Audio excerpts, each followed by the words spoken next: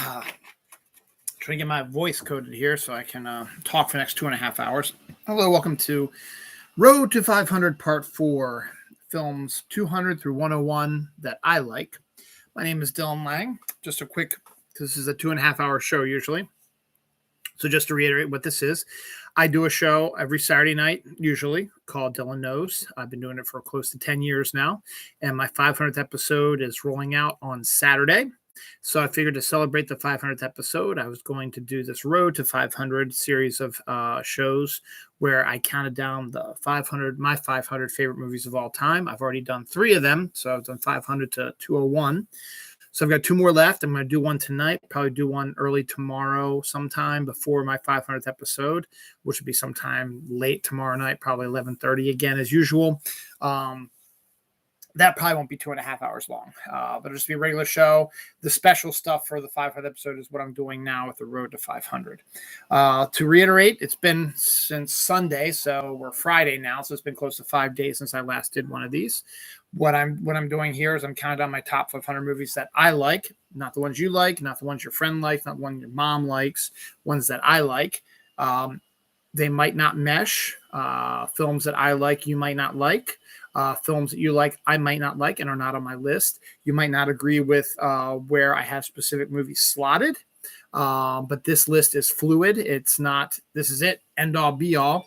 I'm constantly, no, I haven't watched every movie there is yet. And there are movies that have come out that haven't come out yet that I might like. And eventually it's slot in here did. So I might revisit this list in a couple years, adding on all the stuff here. So some ground rules real quick. The films that I chose are from theatrical, direct to DVD, direct to TV, streaming movies, stuff like that. So it's not just one style. These are just movies that I like. They're ones that I like, not, as I said, what you all like. These are ones that I like. So you probably don't agree with a lot of ones I like or the places where I've slotted them.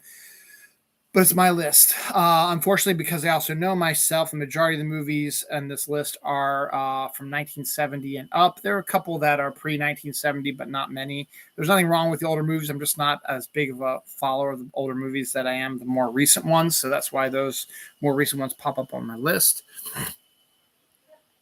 So is there anything else I'd like to cover before I get moving on here? I think that's about it. I'm sure I'll think of something. Again, what makes this films that I like? I like the movie. I like the story. I like an actor or portrayal character that they portray, directing, music, how I feel, rewatchability. That's the big thing, particularly when we get to 100 to 1. The majority of those are ones that I can sit down when I don't feel like starting a new movie or watching something really deep or whatever, films that I'm used to where I just want to sit and chill for 2 hours and just enjoy myself. It's also good for movies that when I'm sick, if I just want to sit down and watch a movie and I might fall asleep in the middle of it, I'm not going to miss anything because I've seen it. That's particularly what it is. So rewatchability is the biggest thing, really, to be honest. So without further ado, I'm a little drinking my blue stuff here. Let's get it on. Just about 4 minutes in. Number 200 is Avengers Endgame. I am not as big of a fan of Endgame as everybody else in the world seems to be. I have a lot of issues with Endgame. I'm not going to go over them here. I plan on doing a MCU deep dive sometime probably this summer on my Conversations with Myself, one of my other shows that I do that I'm on episode 5 or 6 on. So I plan on doing an MCU deep dive then, and I'll discuss why I'm not the biggest fan of Endgame, but it has its moments. That's why it's number 200. But that's also the moments that I don't like very much are the reason why it's not in the top 100. Number 199 is RoboCop, a ultra-violent Paul Verhoeven film, which brought his Dutch sensibilities to American cinema in the 1980s, has one of the coolest costumes ever in the RoboCop costume. Also has a wonderful role played by one of my favorite character actors, Miguel Ferrer's in it as well. But it is ultra violent, particularly with the dad from the '70s show, Kurtwood Smith, and his character is absolutely awful. And Ronnie Cox plays a brilliant villain in this. But it's RoboCop for me is the character, the costume, the outfit is outstanding. And I love the cleanness of it. And so much so that Fortnite, which I play, also has a RoboCop skin. I might, I bought it obviously as soon as it came out. I might actually use it to play tonight once I finish this up here. So RoboCop is number 199. 198 is a movie that probably a lot of people don't know about. Back in the late 90s, there was a big run on teen horror type films because of the success of Scream, and I Know What You Did Last Summer. And there were a lot of ones that were successful, but then we got to a point where it was overkill, and this film sort of got swept under all the overkill, even though it's actually hugely underrated. It's written and directed by they're two separate people, but they were creators at the time of the X-Files. So you definitely get it's shot in the same sort of British Columbia sort of area. And it has sort of that same atmosphere. It's disturbing behavior. Katie Holmes, James Marsden, and it is truly amazing. Katie Holmes, who everyone hates on, obviously, for her time makes with Tom Cruise or Dawson's Creek, whatever, is actually not a bad actress, and she's really, really good in this one. Premise real quick of this movie, since a lot of people probably don't know about it, is family moves to this place in like British Columbia, sort of. So it's like a mountains and misty sort of quality right there. They lost their brother to the main character, James Marsden, lost his brother to suicide, and his parents, it was the favorite child, so the parents are all freaked out, so like that. So they moved the brother and his sister to this town where everything is good. All the kids are good kids. There's some bad kids, but the good kids overwhelm the bad kids. And obviously, because he is who he is, he befriends some of the bad kids. And we learn that there's more to the town than everything. Bruce Greenwood is outstanding as the villain here. He plays a doctor who has come up with a way to behavior modify bad kids into good kids. And there's your premise right there. So I'm not going to go into much detail about that. It's a breezy 88 minutes long. It is boom, boom, boom.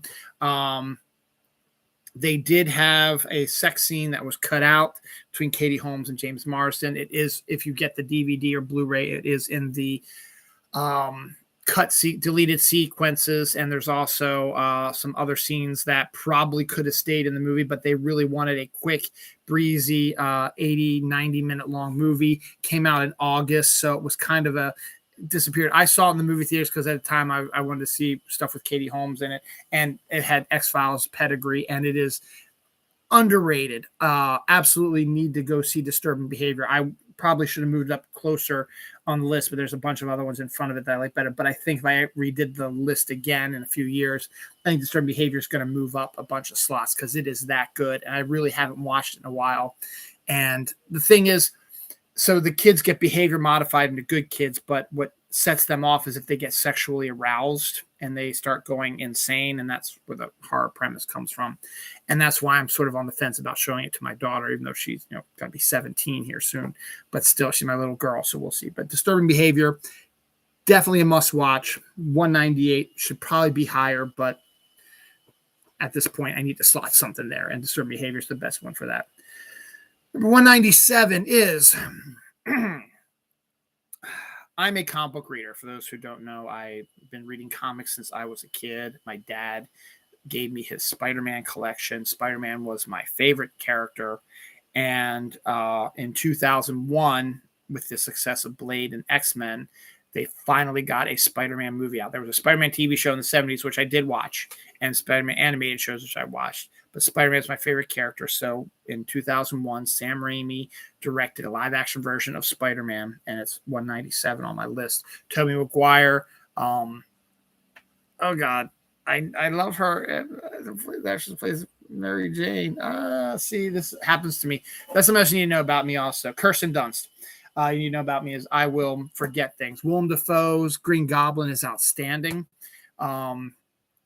So definitely a really good Spider-Man movie adaptation. The second one is better, and you'll see that further down the list. But definitely a Aces opening salvo for Spider-Man. A really good comic book movie, and a very good interpretation of Spider-Man. I wish he was a bit more quippy. Tobey Maguire had the nerd aspect down, but not really the quippiness that Spider-Man had. That was Andrew Garfield. He was more the quippy Spider-Man, and he had the good looks and not the nerdiness. So it's kind of been a mix. And then Tom Holland is sort of, he's got some of the quippiness now, but he still doesn't do it that much as Spider-Man. So there's still work that needs to be done to find the absolute perfect Spider-Man. But Tobey Maguire's Spider-Man was the first Spider-Man in the movies. Nicholas Hammond was the one on the TV show. So I'm going to give him his props because I watched that show. But Tobey is the original Spider-Man, and people like him a lot. And, Willem Dafoe's Green Goblin is outstanding. So can't go wrong with that. So Spider-Man is 197. 196 is probably another movie that a lot of people don't know about, and is, I think, another hugely underrated one. It's Mr. Holland's Opus. Richard Dreyfuss, Glenn Headley, and Olympia Dukakis. And the premise behind this is Mr. Holland is a composer who, to make ends meet, ends up getting a teaching job at a public high school where he teaches music in the 1960s. And he's only doing it so that he can have the summers off so he can compose his master opus that he's working on. And as soon as he starts working, he discovers that there's more to life than being a teacher during just the school year. And afterwards, you got to do more. You got to spend more time after school with kids. You got to be an influencer. You got to spend your free time helping these kids and doing other stuff as well. And he gradually learns that. And it covers about 40 years in Mr. Holland's career as he goes from young, idealistic teacher to teacher who has seen a lot of stuff and is getting and turns out that over this 40 plus years he discovered a love for teaching, and now is becoming what's the word I'm thinking of, extinct, because a lot of high schools in the 90s were cutting music and art stuff. So it's really good. It covers a lot of ground. It has little bits and pieces here. You see bits, great soundtrack. But just is a wonderful performance by Richard Dreyfuss, despite the shit he said earlier this week, which still pisses me off, but we're not going to do that. We're just going to ignore all that. Richard Dreyfuss is brilliant as Mr. Holland, and Glenn Headley is great as his put upon wife as well. So Mr. Holland's Opus is 196. 195 is a outstanding Star Wars film that's quite different than the Skywalker trilogies we know. This is Rogue One. Rogue One is number 195. Again, I've only seen it once, probably, and it was recent also. So probably if I did the list again, I would probably move it up a little bit closer, because it is an absolutely wonderful Star Wars movie, completely different really than the original trilogy, and actually the whole Skywalker saga for the most part. And more along and it was the movie that opened the door for Mandalorian and all these shows and stuff like that to come in and do similar stuff, where you take an aspect of the storyline and blow that up. In this case, Rogue One is about the stealing of the original Death Star plans. And it's really, really excellent. And it's spun off its own TV show, Andor, which I need to get caught up on because everybody says that's the greatest Star Wars show of all time. But Rogue One is really, really good. Well worth it. If you're a Star Wars fan, you're going to like it, even though it is slightly different than your typical Star Wars film, but it is well worth it. Check out Rogue One. Is 195. I might get a lot of shit for this one, but this is one of my guilty pleasures. 194 is Tomb Raider, the 2001 version with Angelina Jolie. I love Angelina Jolie. I love this movie. Daniel Craig's in it also, before he became James Bond. And it really does sort of have a video game sort of feel. Angelina Jolie does the great British accent. She has some good action set pieces. She's a good action actress. We've got the comedy relief duo that works with her, which is outstanding, including an actor from Red Dwarf, which is great. You have a mediocre villain for the most part, but you also have the secret society that's controlling the villain. You have time travel. You've got missions. You've got rock heavy early 2000s like rock music sort of going on here. Just a lot of good action sequences, and Angelina's great. I will even though it's a cliche, the shower scene is a good one for her, even though she didn't need to be in the shower sequence. But to be fair, they also have Daniel Craig one also, and he's a good looking man too. So Tomb Raider, Angelina Jolie's number 194. One of my, as I said, guilty pleasures is one of those that if I'm just bored for something mindless, it's like, I'll just pop this on because it is absolutely such a great one. 193 finds another Marvel movie, Thor Ragnarok. Again, I'm not going to go into much detail about all the controversies and stuff like that that the MCU has to endure. Thor Ragnarok was a return to form for me, in my opinion, for Thor, with Taika Waititi taking over directing, and you get a crossover with what's his face's Bruce Banner from the Avengers, so you get to see that, and you get the introduction to Valkyrie, who's great. Loki pops up in there also. We get some Zeus. We get a Doctor Strange appearance in there as well, and we have a Jeff Goldblum appearance as well. And it's another one of these. It's a really fun film. I like it a lot. In fact, I was talking to somebody at work today. He didn't like the later Thor movies. His favorite was still the original Thor, which is good. It's a good movie, but I like the later Thor movies. Thor Ragnarok is 193. I'm not going to go much detail again with this because I'm going to go into more detail when I do my MCU show sometime this summer. Speaking of Marvel, this one is one I should probably have also moved down further because this is one that is absolutely came out of nowhere, and I absolutely love this movie. Shang-Chi and the 10 Rings, I guess, is the subtitle to it. I just call it Shang-Chi, but a amazing, again, a little known character connected to the Marvel universe at large. Also co-stars a Oscar winner, Michelle Yeoh, in this as well. You even get what we like to call like another live action version of Pokemon, because when they get to the fantasy land, there's a lot of Pokemon-esque sort of creatures there. Wong makes an appearance from Doctor Strange. He's great in this as well. Awkwafina, despite what everybody says, she's great as the sidekick sort of thing going on. The action sequences are some of the best that Marvel has ever done, and Shang-Chi is highly worth your time to sit down and watch it.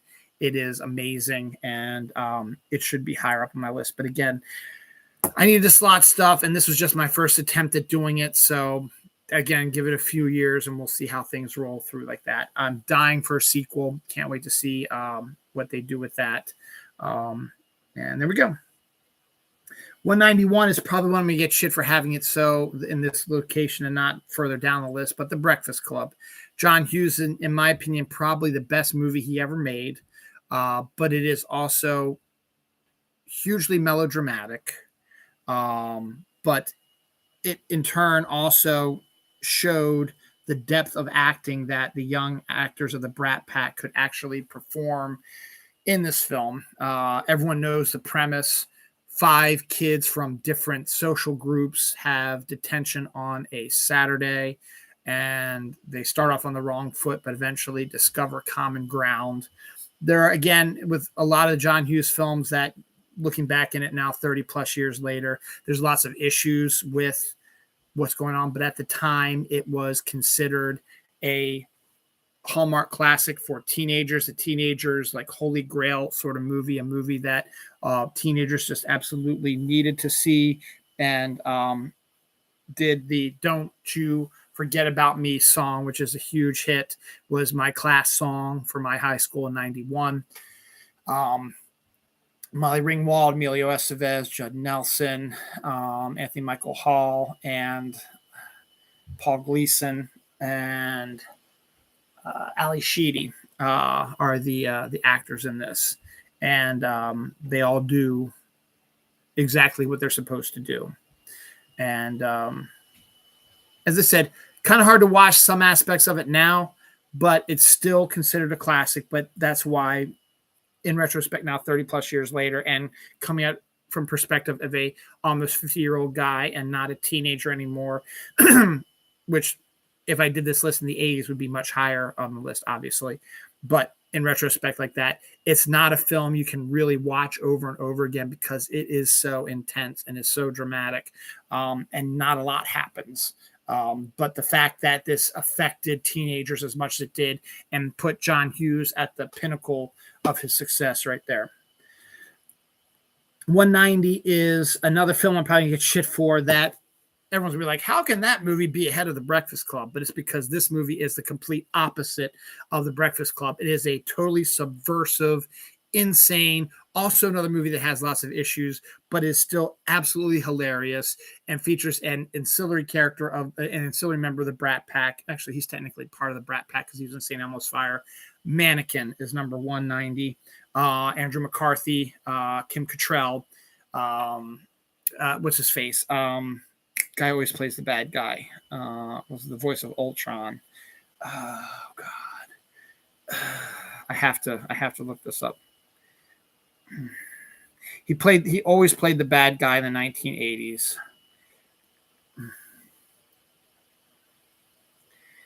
That's killing me. James Spader, that's right. I'll get to James Spader in a second. Meshack Taylor, Estelle Getty, G.W. Bailey, all phenomenal, all great in this film. What's great about James Spader is James Spader has always plays kind of the sleazy sort of guy in a lot of these 1980s films. In this one, he's kind of sleazy, but he's also completely different though. Like in St. Elmo, not St. Elmo's, in like Pretty in Pink, he's the studly blonde hair, rich, tough guy, and stuff like that. Here, he's this sort of geeky, glasses wearing bootlicker who's outstanding, and he's so great. This character of James Spader's is different. It is a Weasley bad guy, but it is completely different than his usual Weasley bad guys, and it's well worth a watch. Meshack Taylor goes absolutely full on stereotypical gay, but Hollywood Montrose is fantastic, a great character as well. Estelle Getty's owner of the shop is great, and Andrew McCarthy playing the romantic artist is great, and Kim Cattrall is hot as hell as always, as she is in this too. G.W. Bailey again playing a good bad guy like he did in Police Academy and Short Circuit, so can't go wrong with that. Mannequin's a great. Real quick premise, if you don't know what Mannequin's about, an artist who goes from job to job to job as a sculptor artist. He gets a job making a mannequin, and it's his like he feels it's his like ideal work. He discovers the mannequin in a storefront one night, goes back the next day to get a job working with mannequins so he can work with the mannequin. And then one night when he's by himself with the mannequin comes to life and turns to Kim Cattrall. We learn in the beginning of the film that she is a Egyptian princess who she was being forced to marry someone she didn't want to, and she prayed to the gods, and the gods sent her through time to find the right spot, and she ends up here. And so in the case that's sort of like this, that happens all the time, she only comes to life in front of him. And whenever he tries to introduce her to other people, she turns back into a mannequin. So it makes him look like he's a complete lunatic. But it is a fun movie. It's freaking hilarious. It's very quick, about a 92, 93-minute movie. Boom, boom, boom, goes by really quickly. And it is hilarious. And has a Julia Louis-Dreyfus lookalike in it. And has a wonderful last sequence where you see the life of a regular guy who just happens to be caught up in the finale of a show, and then after the finale ends, he's just back to his normal life. It's just a great little role. Mannequin's great. 189, we get to another John Hughes film. This one is the reason why it's at 189 and not further down. Everyone loves this movie. I like it. It's not one of my favorites. Ferris Bueller's Day Off. Matthew Broderick, Alan Ruck, Jennifer Grey, cameo appearance by Charlie Sheen. The guy who plays the principal is the Tim Burton's guy who turned out to be a child sex abuser. Um, but is great here. Jeffrey Jones. That's right, Jeffrey Jones. So Ferris Bueller's Day Off. Everybody knows the movie. The reason why I don't like it that much is because Ferris Bueller gets away with way too much than he should, and he's too well loved for the sort of arrogant sort of character that he actually is. It's a beautiful day in Chicago. He doesn't want to go to school, so he fakes being sick. Convinces his friend to pick him up in his dad's car, which is a gorgeous old style fashion car.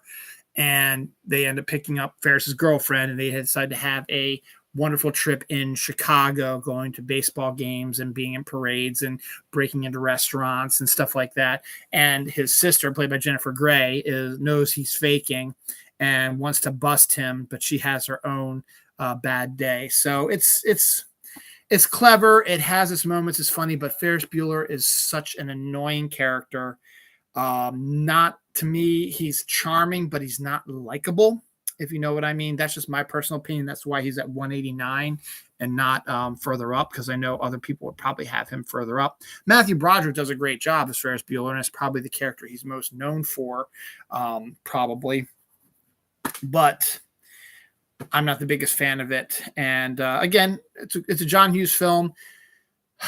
Not quite as many bad things as you get in some of his later stuff, or earlier stuff, I should say, because this is one of his later movies, but still very well directed. It's good to have Ferris break the fourth wall, so it's always fun when characters break the fourth wall, so that's great as well. And it is one of the first movies to have an end credit sequence as well, which Deadpool actually parodies in the original Deadpool movie. So 189 is Ferris Bueller's Day Off. Now, believe it or not, 188, Tom Hanks, before he was Tom Hanks, was not a huge actor. He was a stand-up comedian who lucked into a couple of movies early on, and then Ron Howard saw him on a couple of TV shows. He was on Family Ties and a few things as well, and he liked the guy and decided to have him cast as the lead in one of Ron Howard's first movies. I think it might actually be the first movie he ever directed. Number 188 is Splash. Tom Hanks, Daryl Hannah, Eugene Levy, John Candy, and already got a high-powered cast right there, and they're all phenomenal. Daryl Hannah is a mermaid who ran into Tom Hanks when he was a boy, when Tom Hanks fell into the water when he was on a boat, and she saved his life, and he never forgot her. And so after a really rough day, he goes up to where he was last happy and falls into the water again and gets saved again by Daryl Hannah, who also remembers him and falls in love with him. But now Daryl Hannah is Daryl Hannah hot now. And he's trying to find her, but he can't, so he ends up going back to his job in New York. His brother is played by John Candy, who's phenomenal in this movie. You think he might be the comic relief, but there are a few times where he plays the conscience and the guy who sets Tom Hanks's loser character on the right path as well. And it's great. And then you have Eugene Levy, who believes in the existence of mermaids, because he actually saw Daryl Hannah as a mermaid, but no one believes him in his scientific circles. They believe he's just a crazy old coot. And so he has to try to prove that she's a mermaid, because she pops up looking for Tom Hanks in New York City, and the two of them fall immediately in love. And the rest goes from there. But an amazing cast: Tom Hanks, Daryl Hannah, John Candy, Eugene Levy, Ron Howard's deft directorial debut. You can see that he was going to be a good director with this first film, and it sort of gave Tom Hanks a little bit of cred, made him like, oh, this guy's one we should take a look at. And then he did Bachelor Party, which actually did okay money-wise. Not one of my favorite movies. And then he just sort of did a bunch of mediocre to okay films like The Burbs and Punchline and stuff like that. And then he did Big, which was a big hit for him also. But then he fell back into his old ways for a couple of years, and then as soon as he did A League of Their Own, his career skyrocketed, and now he's Tom Hanks as we know him, Tom Hanks. But Splash was one of the first ones he ever did, and again, Splash should probably be up a little bit closer because of John Candy's portrayal and Eugene Levy's bad guy. It's really quite a good movie, and Ron Howard, absolutely a great director. 30 minutes in, I'm only at 187. That's sad. I gotta get moving here. 187 is Zoolander. Zoolander has the historical significance of being the first film to debut in movie theaters after 9/11. When 9/11 happened on September 11, 2001, they shut down movie theaters. They shut down film production for a couple weeks because of the terrorist attack that hit us. And so when it was time to reopen stuff up, the first movie they had that was due to come out at the end of September anyway, they decided to go with it, was Zoolander, set in New York City. And they actually had to go in and edit out sequences of the Twin Towers because it was filmed before 9/11, and there were scenes of the Twin Towers in it that they had to edit out of the movie. But it's Ben Stiller directing and acting in it, and I always get his guy's name wrong. Ben Stiller's constant partner in crime, Owen Wilson. I always get that one wrong. Owen Wilson is in this as well. Will Ferrell, Ben Stiller's real life wife, Christine Taylor's in it. Justin Theroux's in it. Mila Jovovich, Alexander Skarsgård, Jerry Stiller, Vince Vaughn, David Duchovny, Andy Dick, Lenny Kravitz, John Voight, Tommy Hilfiger, David Bowie, Jennifer Coolidge, Christian Slater, Cuba Gooding Jr., Nora Dunn, John Vargas, Natalie Portman, which is a great sequence too. Winona Ryder has a cameo in it as well. Patton Oswalt, Lucas Haas. It's just filled with buddies of Ben Stiller, and it takes place in the world of male modeling. And Ben Stiller plays a stuck-up male model who has been one of the hottest things out there, but he started to decline a little bit. And Owen Wilson's Hans is coming into Hansel is coming into play as being the next big thing, and the two of them have a rivalry going on. Meanwhile, we discover that Will Ferrell's Mugatu, who's the bad guy, plans on assassinating the ruler of one of these countries that's going to shut down their sweatshops that build their clothes like that. So he's going to use Ben Stiller's Zoolander as a pawn in it. So it's a really outrageous film. It is crazy funny, and it's also great to see all the cameos that pop up in it as well. It's so wild and insane that the only thing is the Andy Dick sequence sort of makes the movie grind to a halt. It's a scene that didn't need to be in it, but I understand why it was, because Andy Dick was one of Ben Stiller's best friends. So we'll see what happens. 186 finds Eddie Murphy in Coming to America, a film that's gone through a lot of issues. If you go to Netflix's The Movies That Made Us, they do a great 45-minute look at Coming to America to explain all the crazy stuff that happened to it. We're not going to get into that because we don't have time with that. But Eddie Murphy, James Earl Jones, Arsenio Hall, Eric LaSalle, John Amos, and I forget his mom, who's a great actress in her own right. I need to get her down because she is. Sherry Headley is the love interest. Louis Anderson's the token white guy.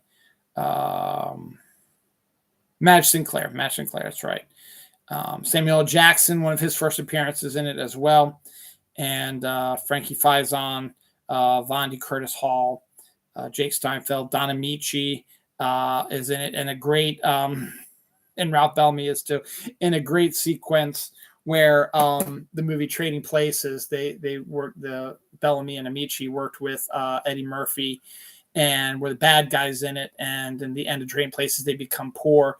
And Coming to America, which is directed by John Landis, also directed Trading Places. They do full circle on that and see what's going on with those characters. It's sort of an in-joke Marvel MCU sort of thing that happened before the MCU happened. So it's an outstanding sequence, but it's a great all black cast for the most part, with a few little token white people thrown in here and there, but it's mostly all black cast. Eddie Murphy, Arsenio Hall do multiple duties as multiple characters, and they're all funny. Particularly the haircut people are really great. It's eminently quotable, and it's just an amazingly funny Eddie Murphy good film like that. 185 finds the Steve Martin, Diane Keaton, Father of the Bride movie. The first one is good. I like the second one a lot better, and I like the mini third one they did during COVID, which was great also. But Father of the Bride is a remake of the old 1950s, 60s movie, and basically it's just about a high maintenance dad played by Steve Martin who discovers that his daughter is getting married, and it's freaking him out a little bit because it's his little girl and he doesn't want to lose his little girl, and he's been the man in her life forever, and now he's losing her to her husband. And so he tries to figure out a way, first, how to break up the marriage, and then second, how to afford it. Kieran Culkin pops up in there as well, and it's a Kimberly Williams made her debut there. It's just a nice Charles Shire, Nancy Meyers film. Diane Keaton and Steve Martin are realistic as a married couple that's been together forever, and the way that they have their two kids, they are a very believable family unit, is how I should say. And that's what makes this series so great, is how much of a believable family unit they are. And as I said, they did a part 2, which I think is going to come up later on in my list because I like it better. Martin Short, also B.D. Wong, have their roles as well, who play the crazy sort of the wedding planners who go all out for the wedding. So Martin Short's doing this sort of really weird sort of accent, and B.D. Wong sort of this just high strung sort of assistant sort of thing. It's really cute. The two of them are really, really funny together. And of course, Martin Short and Steve Martin have good chemistry together too. So it's all over just good. So during COVID, they did a sequel, Father of the Bride Part 3, which showed everybody how they look nowadays. And you get to see some new characters added to the family, which we'll talk about a little more in Father of the Bride Part 2. But added to it are Florence Pugh and Robert De Niro. And I would love to see those reactions to a real Father of the Bride movie 3. So a real one. So we'll see. But Father of the Bride, the Steve Martin, Diane Keaton movie, 185. 184, we find Tim Burton's one of his best films. One of his films that's it fits his character, but is a little bit different. And this was sort of different for his time because Ed Wood, which is number 184, is a biopic, the first biopic that Tim Burton has done. Pee-wee's Big Adventure doesn't count because it's not really about Pee Wee Herman. But it's a biopic about Ed Wood, who's considered to be the worst director in the whole world. He's the one that made Plan 9 from Outer Space. But it's a film about the love of filmmaking, and shot in black and white with a amazing cast. Martin Landau won the Oscar for portraying not Boris Karloff,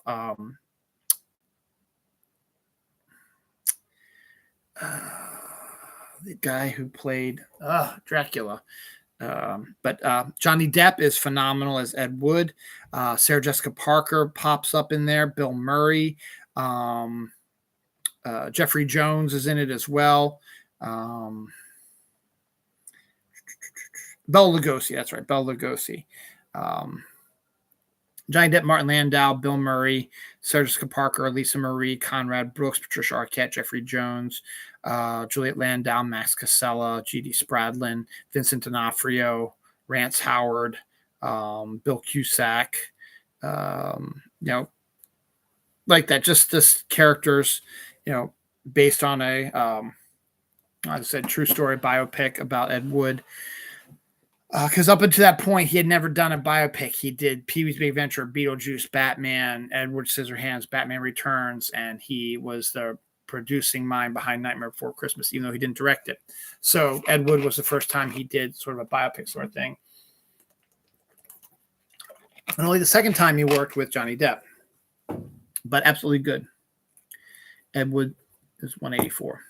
183 is Good Morning Vietnam. Barry Levinson's film starring Robin Williams, Forrest Whitaker, and based again also on a true story about a DJ who goes to Vietnam to entertain the troops, but ends up getting a little bit more than he bargained for when it comes to that. But it is a extraordinary display of Robin Williams' incredible talent that he had, followed by his ability to shift from straight up comedy to straight up drama as well, because his film is a mix of both.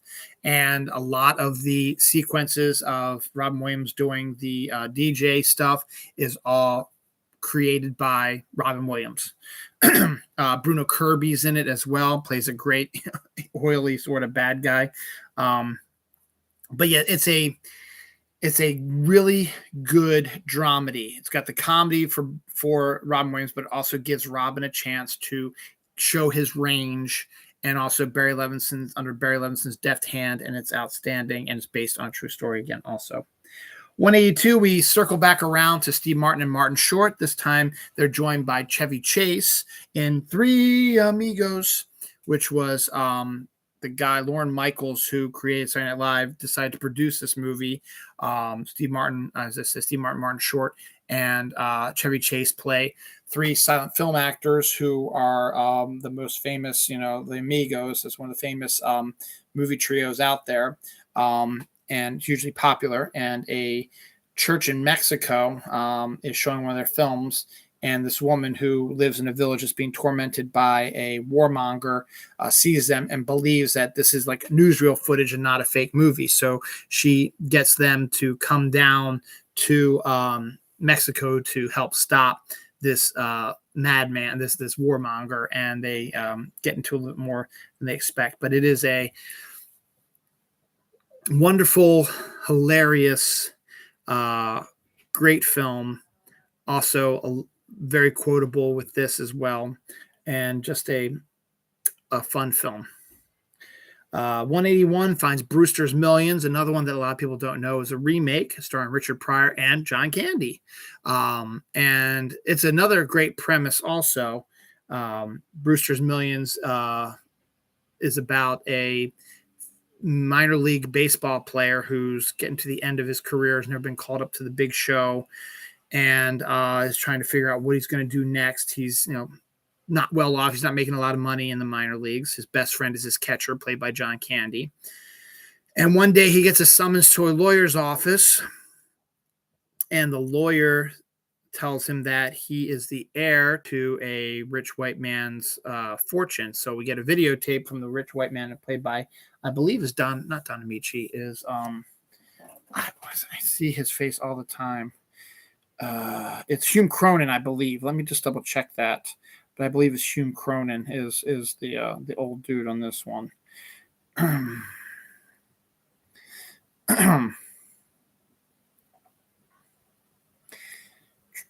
Yep, Hume Cronin. Yep, Stephen Collins. Rick Moranis has a very small role in it. So does Jerry Orbach, Tova Feldsa as well, and Lynette McKee and Stephen Collins as well.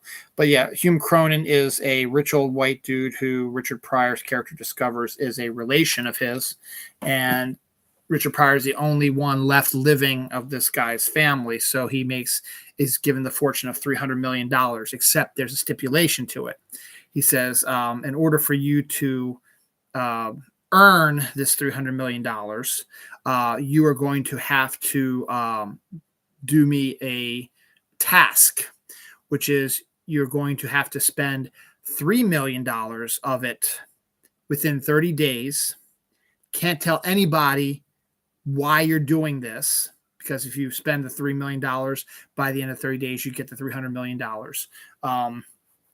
If you do not, it gets signed over to the law firm who was representing this guy. and they get to take the money and do what they want. So he gets $3 million that he has to spend within 1 month, 30 days.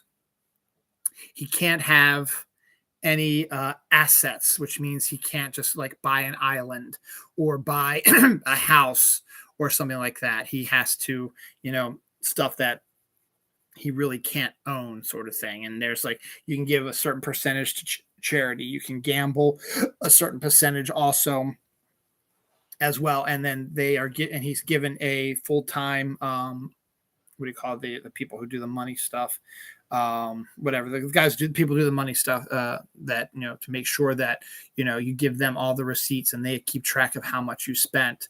And he says, I want you to be so sick of money that, by the time you win that $300 million, you're not really going to want it, but they'll still take it, obviously. So he's got to spend $3 million within 30 days without telling anyone why he's doing it. Now, of course, if he doesn't, the law firm gets it. So, of course, the law firm sends somebody to try to stop him and trick him. And his friends try to help him make more money because they think that's what they need to do. So it's a very clever. It's underrated. Not a lot of people know about it, but it is a really fantastic film, and it's well worth a look. 180 is She's All That. Another reason why the late 90s was a good time to be a teenage 20-something actor in Hollywood. This one's got Freddie Prinze Jr., Rachel Lee Cook, Kieran Culkin is in this as well. And who am I missing? Paul Walker is in it also. And there's a whole bunch of other actors in it as well. Has a cameo by my girl, Sarah Michelle Gellar. Kevin Pollak is in it as well. So, as is Tim Matheson, he's in it too, and it's all good too. But the premise behind that is Freddie Prinze Jr. is the most popular boy in school. His girlfriend breaks up with him, who's the most popular girl in school, breaks up with him over spring break. She fell in love with Matthew Lillard's outstanding Real World cast member. Matthew Lillard is the all-star in this movie. He's amazingly funny in this film, and is Matthew Lillard. When you see Matthew Lillard, you expect from Matthew Lillard. He absolutely steals every scene he's in. So, he brokenhearted a little bit, but he's also kind of pissed. And so Paul Walker, who's his buddy, bets him that he can't that Freddie Prinze Jr. is done. He's not hugely popular anymore, whatever. He says, if you turn one of the most unpopular girls into one of the more popular girls, you win our bet. And so they make the bet. And so they choose nerdy artist played by Rachel Lee Cook. And so Freddie Prinze Jr. has to try to charm her, but she ain't buying it. And eventually, though, they fall in love as you do in these romantic comedy sort of things, and there's going to be obstacles and stuff like that. Eldon Henson and Anna Paquin are also in this as well. They have good supporting roles in it as well, and there's a great dance sequence at the end of the movie with Usher, who's one of the DJs doing it, and it's a unique teenage film, a time box into the late 90s. And Freddie Prinze Jr. is a very good lead actor, and Rachel Lee Cook is fantastic as the female lead. Paul Walker is appropriately sleazy as the bad guy in it as well. Eldon Henson and Anna Paquin and supporting roles are great. Kevin Pollak continues the streak of dads who on the surface seem like not the best thing, but give the best advice, following the footsteps of Paul Dooley from 16 Candles, Dan Hedaya from Clueless, and so on and so forth like that. So really good film like that, and well worth your chance to look at that. Tim Burton's back on the list again with 179 is Edward Scissorhands. To me, in retrospect like that, I like the film, but I don't love it. I love the premise. Johnny Depp plays a robot who, before his creator, played by Vincent Price, can give him human hands, dies of a heart attack, and he just has scissors for hands. So he stays in this castle that's at the end of a cul-de-sac, which is a typical. It's sort of like a remembrance for Tim Burton when he was growing up. He grew up in California with this like cookie cutter neighborhoods and stuff like that. So there's a cookie cutter neighborhood with this giant castle at the end of it, and Diane Wiest plays a a mom who goes up there to check to sell Avon or something like that, discovers Edward up there and brings him home with her. Alan Arkin's her husband. Winona Ryder's her daughter. Winona Ryder is dating Anthony Michael Hall's character. And there's a whole bunch of neighborhood women as well. And so Edward becomes the hit of the area, but he's doesn't know a lot, and he's unique and different looking, but he's really good at using his scissor hands. So he becomes a hairstylist, and he falls in love with the Winona Ryder's character. And Anthony Michael Hall doesn't like that because he's a big bully. And then there's issues with him not understanding certain things, and then some of the older women taking advantage of him, stuff like that. So it gets a little deep and depressing later on in the series. But the couple things that absolutely save it is Tim Burton's absolute love for this character and for this role. Even though Caroline Thompson wrote the movie, he created the character of Edward Scissorhands in a cartoon and gave it to Caroline and said, "Can you make a movie out of this character?" And she did. And he loves the film, and adds, as he said, he feels like Edward. He was the outcast, and he has that feeling. So this is like one of his most personal films. And to me also is probably the best Danny Elfman score. The best Danny Elfman score is Edward Scissorhands. And it's well worth it just to that. The final chapter, the final battle, no, it's like final farewell or something like that. It is, let's see, Danny Elfman, Edward Scissorhands songs.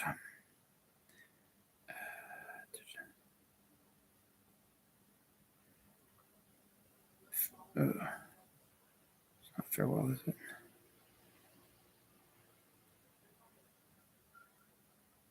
Let me just find this here. Ice Dance Grand Finale. That's what it is.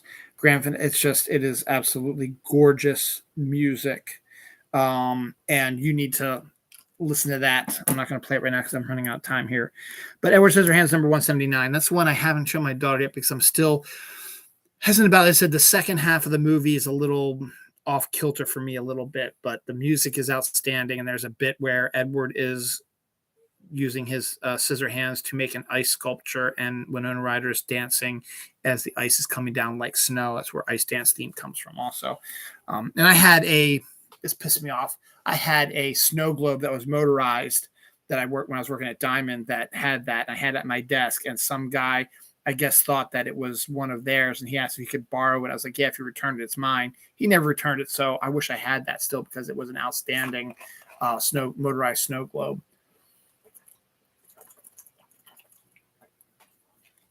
Still bitter that asshole took it from me.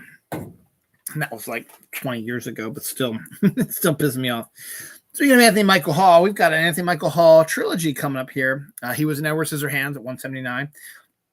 178, we find him being the lead in Weird Science, which was John Hughes, after putting his heart and soul into The Breakfast Club, step back and say, you know what, I see just something stupid and crazy and doesn't make any sense and dumb. And I'm going to have Anthony Michael Hall in it. And we're going to go crazy with it. And Weird Science is what he gets. John Hughes written, directed, Anthony Michael Hall, Kelly LeBrock. And to me, the MVP of this movie is one Bill Paxton. One of his earliest films where he plays the bullying older brother, Chet. I wrote a blog about it years ago in what I call Greatest Performances. And Bill Paxton's Chet is absolutely sleazy, scummy, asshole, dickhead, shithead, bullying motherfucker. And he kills it.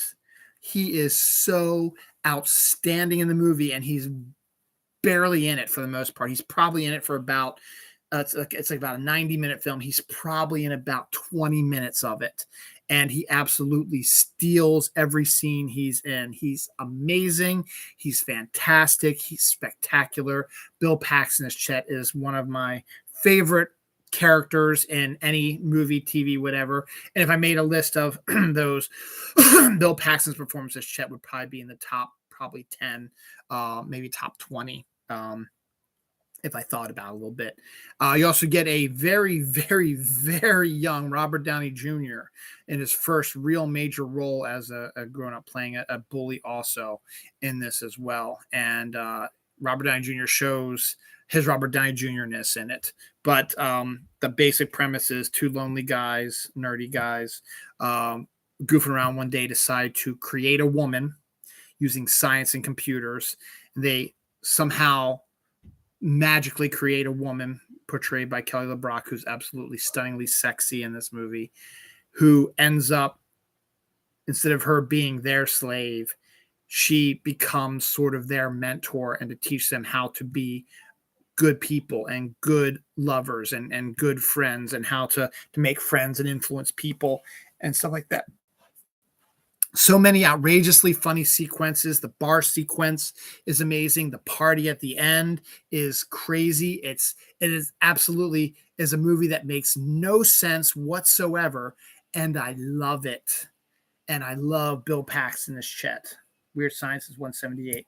177, we have the original John Hughes film, which again hasn't, the reason why it's at 177 is because it hasn't aged well. 16 Candles. I showed my daughter this for her 16th birthday, and looking back at it, because I hadn't seen it in a while, I was like, wow, there is a lot of stuff wrong with this movie for present day stuff. But at the time, it's a quirky John Hughes sort of film. Wonderful cast in it: John Cusack, Anthony Michael Hall, Molly Ringwald, Paul Dooley as I said, one of the dads who, on the surface doesn't look like he's going to be a great dad, but comes up with the words of wisdom at some good time. Great 80s music, Long Duck Dong, Jake Ryan, just the characters alone are great. The grandparents, just the pure teen insanity, and the wedding at the end, when Molly Ringwald's sister has her period and overdoses on muscle relaxers at her wedding, is freaking hilarious and has one of the funniest lines ever in a movie that I did not get until I got older. Brian Doyle Murray has a cameo role as priest, and there's a lot wrong with the movie, but it's still, to me, outrageously funny. Molly Ringwald plays a 15-year-old whose birthday, she wakes up on her birthday, but also happens to be the day before her sister's wedding. So the grandparents are coming in, and the parents are doing last minute stuff, and just the whole house is insane. And everyone forgets it's her birthday because they're so obsessed with this wedding and so thinking about this wedding. So Sam just brushes it off and says, what a horrible day, but maybe it'll change and they'll come to their senses, whatever. And then she goes and has a terrible day in high school. And then she goes home and has a terrible night. And then eventually it gets better. But yeah, so 16 Candles is number 177. Hasn't aged well, but is still a really funny movie. And it's John Hughes's, first directing debut that he did. 176 is a movie that, again, I don't think a lot of people know about, but I'm surprised that actually it is getting a remake that's coming out later this year. And I love this movie, and I can't show it to anybody in this house because they all hate spiders.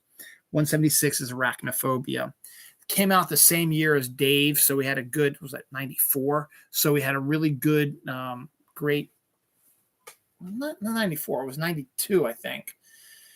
It was before 94. It was like 93, 92, something. I don't think it was 92. I think it was 93. Is it 91 or 93? It's going to kill me. I got to find out for sure. But it came out the same year as Dave, because I remember seeing it at the movie theater that where I grew up had only 2 theaters, and they played Arachnophobia and Dave. Let's just see. Arachnophobia. Oh, it's 1990. Is that the same year as Dave? Hold on a second. It can't be right, is it?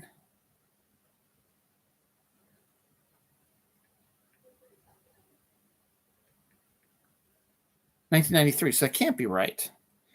I thought it came out the same time. I guess I was wrong. Dave is 1993. Arachnophobia is 1990. I don't know. Regardless, I remember just seeing them at the same time, though, which is weird. Regardless, Arachnophobia is number 176. Frank Marshall directed. Has a great performance by Jeff Daniels, who's usually a character actor supporting role where he gets the lead in this, and he kills it because that's what he does as a doctor who moves to a small country home from San Francisco. Country town to take over the in a nice neighborhood. But that when he gets there, the doctor he's supposed to take over from has refused to retire. So now there's two doctors in the small town. They're not needed. So he doesn't have any patients. Everybody's going to stay with the old doctor. But eventually he gets one patient, and she mysteriously dies. And we soon discover that there is a species of spider. We see what happened at the beginning of the film. There's a group that goes to Amazon. They're doing investigation or whatever, and a poisonous spider kills one of the members of the this entourage or whatever, who's from the small town. So they got to take his body back to the small town. So they put the spider crawls into the body so he can keep munching on the body while the flight back to his home.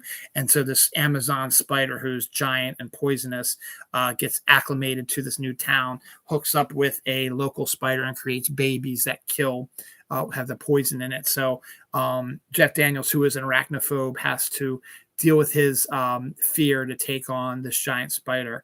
John Goodman in a great supporting role in this as well. And Stuart Pankin, who my aunt went to high school with, is good too. And the I can't say he's late, but Julian Sands, who has disappeared earlier this year in the mountains and is lost, is presumed to be lost or dead in the mountains, but has not been found yet. He's in this as well. As I said, it's a action horror thriller comedy, and it's funny, and it has jump scares and a great performance, as I said, from Jeff Daniels and John Goodman. And the finale itself, where Jeff Daniels has to take on the giant spider who he's deathly afraid of in his wine cellar, is one of the best directed final sequences between villain and hero that I've ever seen. And I love it. It's just the perspectives, the stakes, everything. And it's just a spider and a human. It's just, it's so good. And I don't know how this new version of it is going to play for me, but the original itself is outstanding. Arachnophobia is 176. 175 finds 10 Things I Hate About You. A wonderful, again, I keep using the word, I got to think of it, but I'm just going to keep saying because I got to keep moving. A great romantic comedy, again, set in this like late 90s era with a great teen cast that includes Julia Stiles, who else? Joseph Gordon-Levitt. I'm trying to hurry, so my mind is jumping out way ahead of everybody. This is another one of the great dads who on the surface seems awful, but is actually a great dad. Julia Stiles, Heath Ledger, Joseph Gordon-Levitt, Larissa Olniak, David Krumholtz, Andrew Keegan, Gabrielle Union, Allison Janney, Larry Miller, who's the dad, Susan May Pratt, Daryl Chill Mitchell, David Leisure, and who else? Those are the big ones. I'm trying to see if there's any other. No, there's no other ones I can see. But yeah, so that's, again, a great teen cast.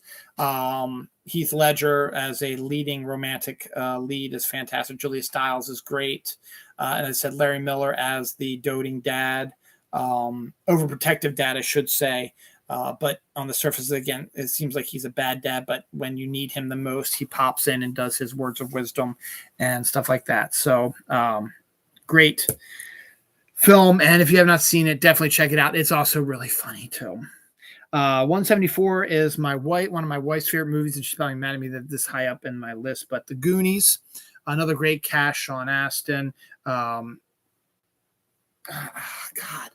I keep forgetting his name. The guy who just won the Oscar for Everything Everywhere All at Once. Josh Brolin's in it. Key something something. The cast here we have Sean Astin, Josh Brolin, Jeff Cohen, Corey Feldman, Ke Huy Quan, Carrie Green, Martha Plimpton, Joe Pantoliano, John Matsoukas, Robert Davey, Alan Ramsey, stuff like that. So a great cast. Mary Ellen Trainor, a outstanding cast. I think Richard Donner directed it, so great director. Steven Spielberg had a hand in it as well, produced it. But it's about a group of kids who are trying to save their town. They discover a pirate ship with gold, but there's also bad guys trying to get it also. One of my wife's favorite movies, The Goonies, at 174. 173 finds 13 going on 30. Jennifer Garner and the guy who played the Hulk. The Hulk. No.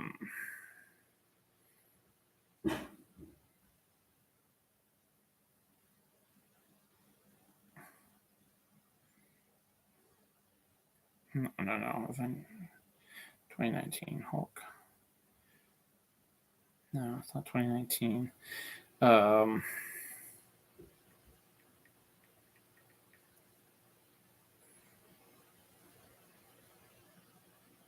Mark Ruffalo. I always forget Mark Ruffalo's name. Jennifer Garner, Mark Ruffalo, Judy Greer, and the guy who played Gollum. I can't think of his name right now. I'm not going to look it up. I just need to get moving because I'm running out of time here. But it's a twist on the body swap stories you saw. 13-year-old girl discovers her life is not how she likes it. Then she makes a wish that she could be 30 years old. So she fast forward to when she's 30 years old, but she still has the mentality of a 13-year-old girl. And she discovers that everything that she's wanted has occurred, but everything that she wanted is not great for her as a 13-year-old when she looks at it in retrospect how things.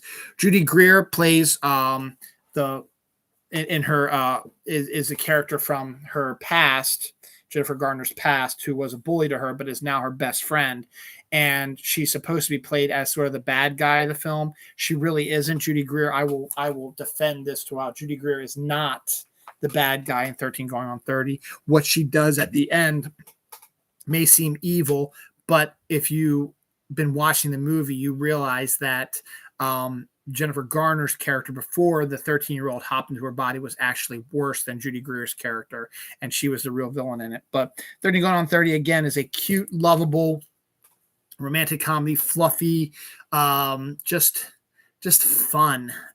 Just a fun film. Great roles by Ruffalo, Garner, Greer, and the guy who played Gollum. I can't think of his name right now.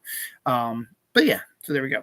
172 finds Harry Potter and the Order of the Phoenix, which is my least favorite book, but I think the movie, they nailed everything perfectly, the exception of they really should have given the female Weasley, who ends up with Harry, a little bit more to do in this and make her character a little bit better.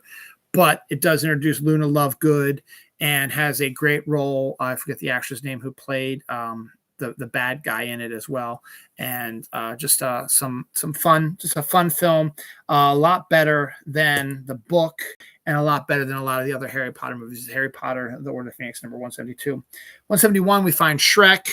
Everybody knows Shrek, DreamWorks animation, Mike Myers, Eddie Murphy.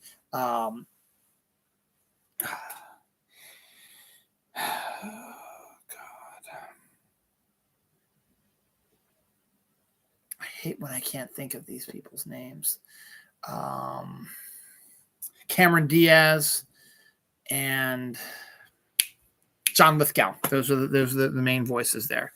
It is a twist on the fairy tale storyline about an ogre who goes to save a princess.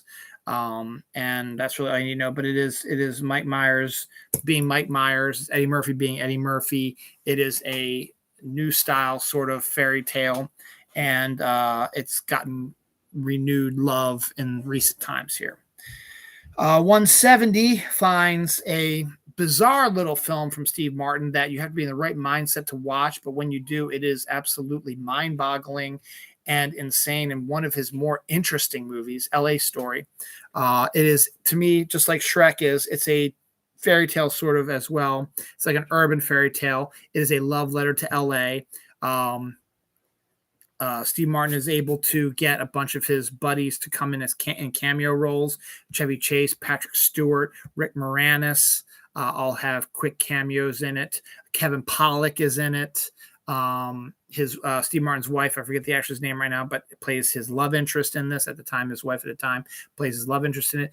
A young Sarah Jessica Parker, Richard E. Grant, who's great in it. He's in it as well.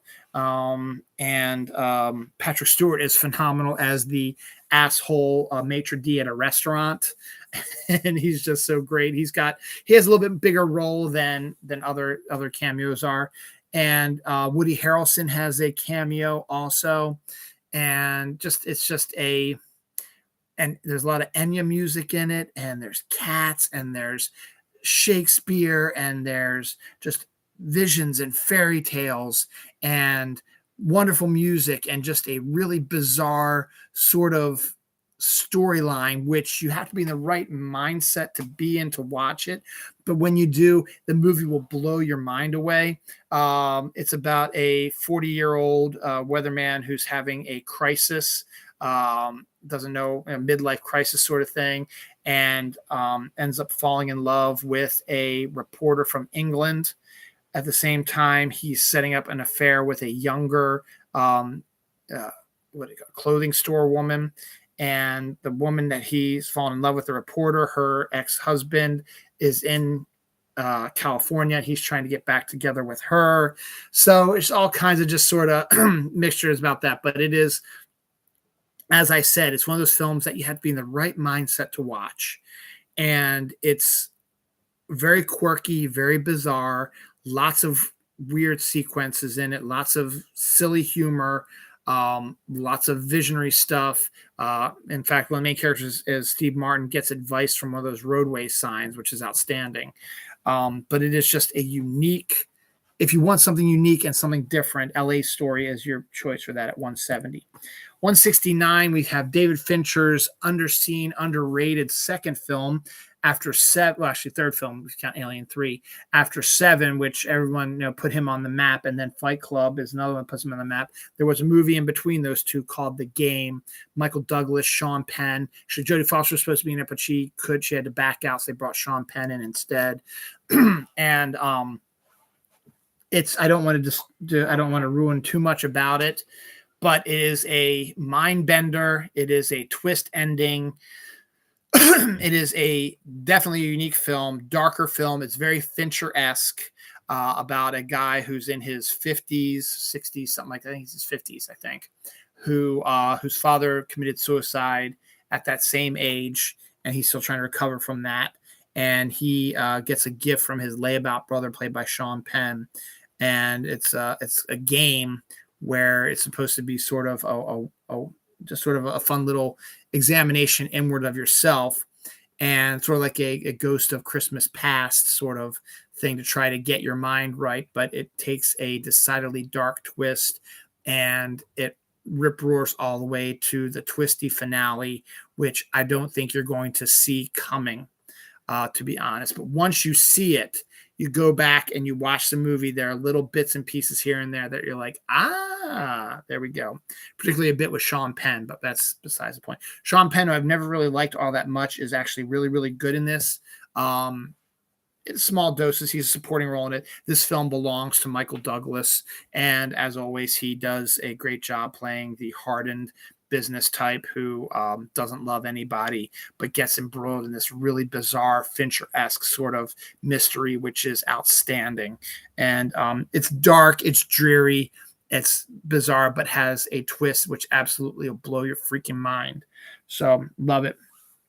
168 is one of the greatest action films of all time, with kinetic action, humorous as well, and not what you expect when you hear about it, but when you watch it, it's like, this is great. A great cast also. A lot of Latinos as we get Desperado from Robert Rodriguez. Desperado is Antonio Banderas. It's basically a sequel to El Mariachi, Robert Rodriguez's first film he ever made, but Antonio Banderas has been recast in the main role of the mariachi. The premise is there's a former mariachi band player, guitar player guy, whose love of his life gets murdered. So he becomes a hardened guy who, instead of guitar, he puts guns in his guitar case and goes around to different bars to hunt down the people who were all part of this organization that killed his wife to get his revenge on them. And this continues that storyline. Joaquin de Almeida plays the bad guy. Quentin Tarantino has a small role in it. Cheech Marin has a small role in it. Salma Hayek is absolutely steaming hot, including a gorgeous naked sex scene with Antonio Banderas. Antonio Banderas is an absolutely stunningly handsome man. He's in that as well. You've got Steve Buscemi, who has a great role in it, and also the actor that Rodriguez uses all the time. Machete, the guy who plays Machete. Danny Trejo. Yep. So, but again, great Latino cast. Also includes the original actor who played the original mariachi, pops up in a different role in this one as well. But it is an amazing action film. The action sequences are absolutely stunning. Robert Rodriguez knows how to shoot action, and this film is full of them. And it's a great bits. It's action packed. It grabs you and just takes you on this adrenaline rush. And it is so good. Desperados 168. Finally, an hour, 60 minutes in. I'm at I finished one page. I just got 2 more to go. 167 is another film that a lot of people don't know about, but they should. Alex Proyas directed Dark City with Jennifer Connelly. Excuse me. I'm not going to lie, I can't remember all the actors' names. Kiefer Sutherland, who is channeling his dad, Donald Sutherland, in this. Jennifer Connelly is outstandingly gorgeous. Rufus Sewell is the main character. William Hurt is the inspector. Melissa George is hot as a prostitute. Ian Richardson is the bad guy. Let's see who else is in there. And that's really about all the major stars, I think. But it's a mind bender. Richard O'Brien also is another one. It's a mind bender of a film, which is hard to describe, but it is definitely a very good influence on The Matrix as well. This came out before The Matrix did. And it just follows an amnesiac guy who wakes up in a bathtub with no memory of who he is and discovers a dead woman in his hotel room and goes out and tries to get away from stuff and ends up seeing strange beings wandering around at night, changing the city around at will using their minds, apparently. And he's the only one that can see this going on. Jennifer Connelly is appropriately hot in this as well. And Rufus Sewell does good as the lead. But as I said, Kiefer Sutherland is channeling his father, Donald Sutherland, in this, and his role as the doctor who has all the answers. And it's just, and William Hurt is great as the hard driving detective trying to solve the murders and stuff like that. So it is really definitely a good film to watch. 166, again, might get some complaints about this being where it is. Some people probably should be higher up. But Animal House, the original Bad Boys comedy film, Ivan Reitman, I think, he wrote it. And John Landis, I think, directed this one as well. Animal House is your typical, it started the cliche of the jocks versus the rich people and the evil dean and stuff like that. John Belushi is in it. Tim Matheson. Let me get that. Donald. Speaking of it, Donald Sutherland has an appearance in there as well. Kevin Bacon, one of his early roles, is in this as well. Animal House. Let's give you a rundown of this. John Belushi, Tim Matheson, Tom Hulse, Stephen Furst, Douglas Kinney, Kevin Bacon, Peter Riegert, Bruce McGill, Karen Allen, Donald Sutherland, James Widows, Mark Metcalf, Chris Miller, John Vernon, Sarah Holcomb, Verna Bloom, Dwayne Jesse, Bruce Bonheim, James Dalton, Cesar Donova. It's hard to describe. It is just an absolutely insane sex comedy from John Landis about a fraternity of losers and drunks and stuff like that who do nothing better but party, who have to go up against the elite, the rich, and the dean. And that's all you need to know about that. It is Belushi's film, and he gets some good supporting role, but it's Belushi's film, and it's the one that put Belushi on the map, really. Animal House is 166. We're getting a double shot of John Grisham here. 165 has The Client, Susan Sarandon, Tommy Lee Jones, I think Paglia. The story about that is a young boy gets pulled into a car of a suicidal lawyer who reveals to him the location of a dead body killed by a mobster, and the boy escapes, and the lawyer kills himself. But the FBI wants to investigate what's going on because they think he's the only guy that knows where the body is, and he believes that he told somebody when he saw proof that there's somebody around. They found the kid hanging around, so they believe the kid knows where this body is. So they're going to try to threaten him with all kinds of stuff to try to get him to reveal where the body is without, giving him anything. But he decides to go get help from Susan Sarandon, who plays his lawyer, and she helps guide him through this stuff. Tommy Lee Jones is appropriately slick and oily as the federal lawyer trying to solve this crime. It is a typical John Grisham sort of nail biter sort of thing. Just watched it with my wife and daughter not too long ago. Hadn't seen it in a while. Forgot how good it actually is. Anthony Edwards makes an appearance in there as well. And it is a very well done film. Joel Schumacher directed it. Very good. Pelican Brief is 164. That's Denzel Washington, Julia Roberts, my Uncle Sam Shepard. Is that Amici or is that Hume Cronin's in that one also? And my boy, Jesus, John Hurt is in it, but he's not my boy. God damn it.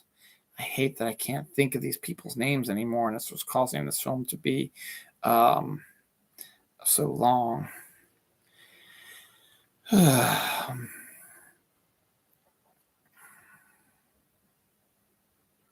Stanley Tucci. Yep, Stanley Tucci, Tony Goldwyn, Hume Cronin, Robert Culp, John Lithgow, James B. Sicking, Cynthia Nixon, William Atherton playing not an asshole, playing actually a good guy in the film. But it is directed by the guy who directed All the President's Men. James Sicking is in it also. Alan J. Pakula was the director.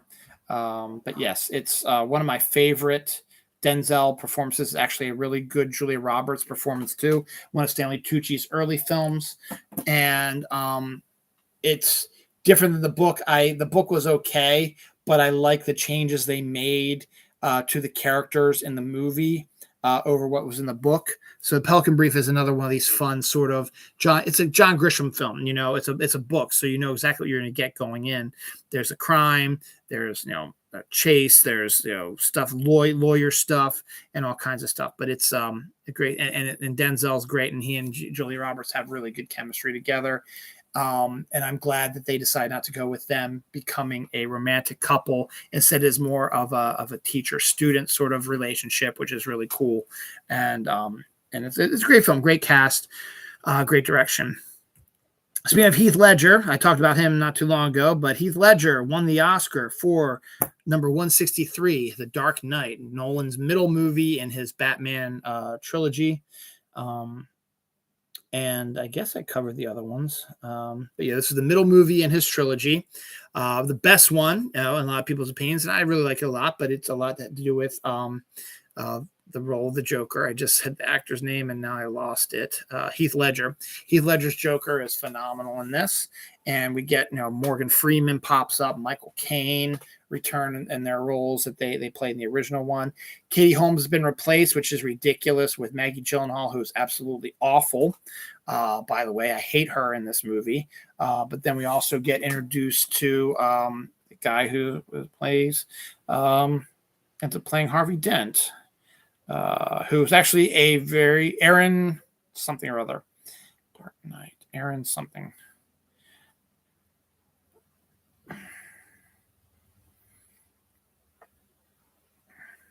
Aaron Eckhart as Harvey Dent, and also Gary Oldman returns as James Gordon. Nestor Carbonell as the mayor. Cillian Murphy reprises his role as the Scarecrow. Eric Roberts pops up in there. Matthew Modine does too. Anthony Michael Hall, Ben Mendelsohn, Melinda McGraw, William Fichtner, David Dastmalchian is in it. Michael Jai White. I forget all these people were in it. So it's a good amount of people in there. So yeah, good cast and a great film by Chris Nolan. Good story. Maggie Gyllenhaal doesn't ruin it for me, but she is my least favorite part of the movie. But the rest of it is actually pretty good. And Heath Ledger's Joker is Oscar winning and deserves to be there.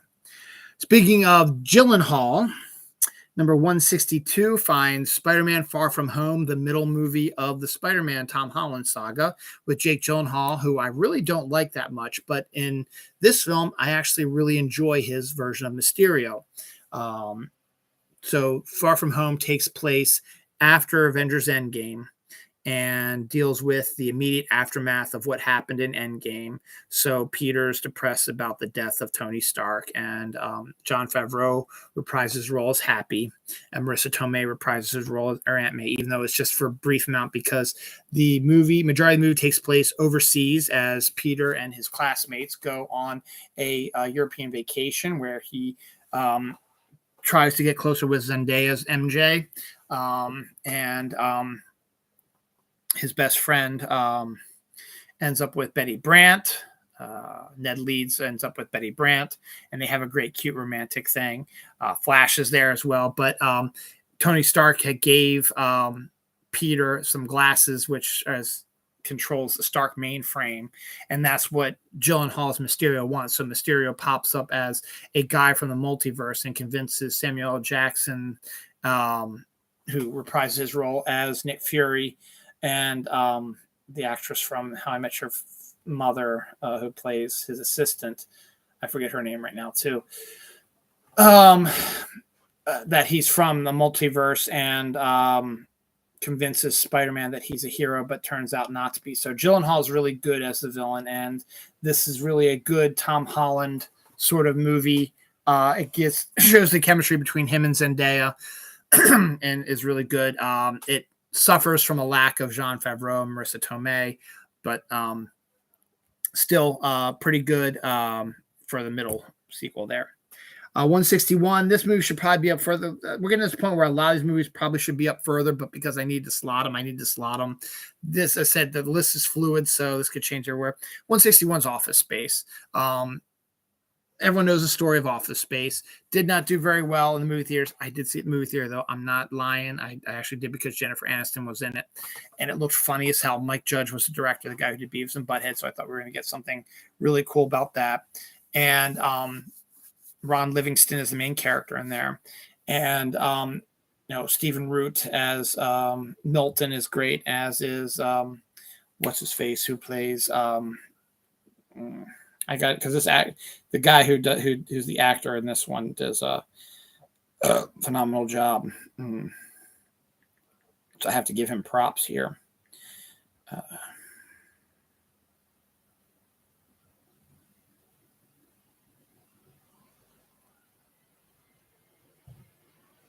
Gary Cole as Lumbergh is great as the bad guy. David Herman, AJ Nadeau, Diedrich Bader, John C. McGinley, Alexandra Wentworth, Richard Reel, Paul Wilson, Todd Duffy, Joe Bays, Gary Pitts, Orlando Jones, Mike McShane.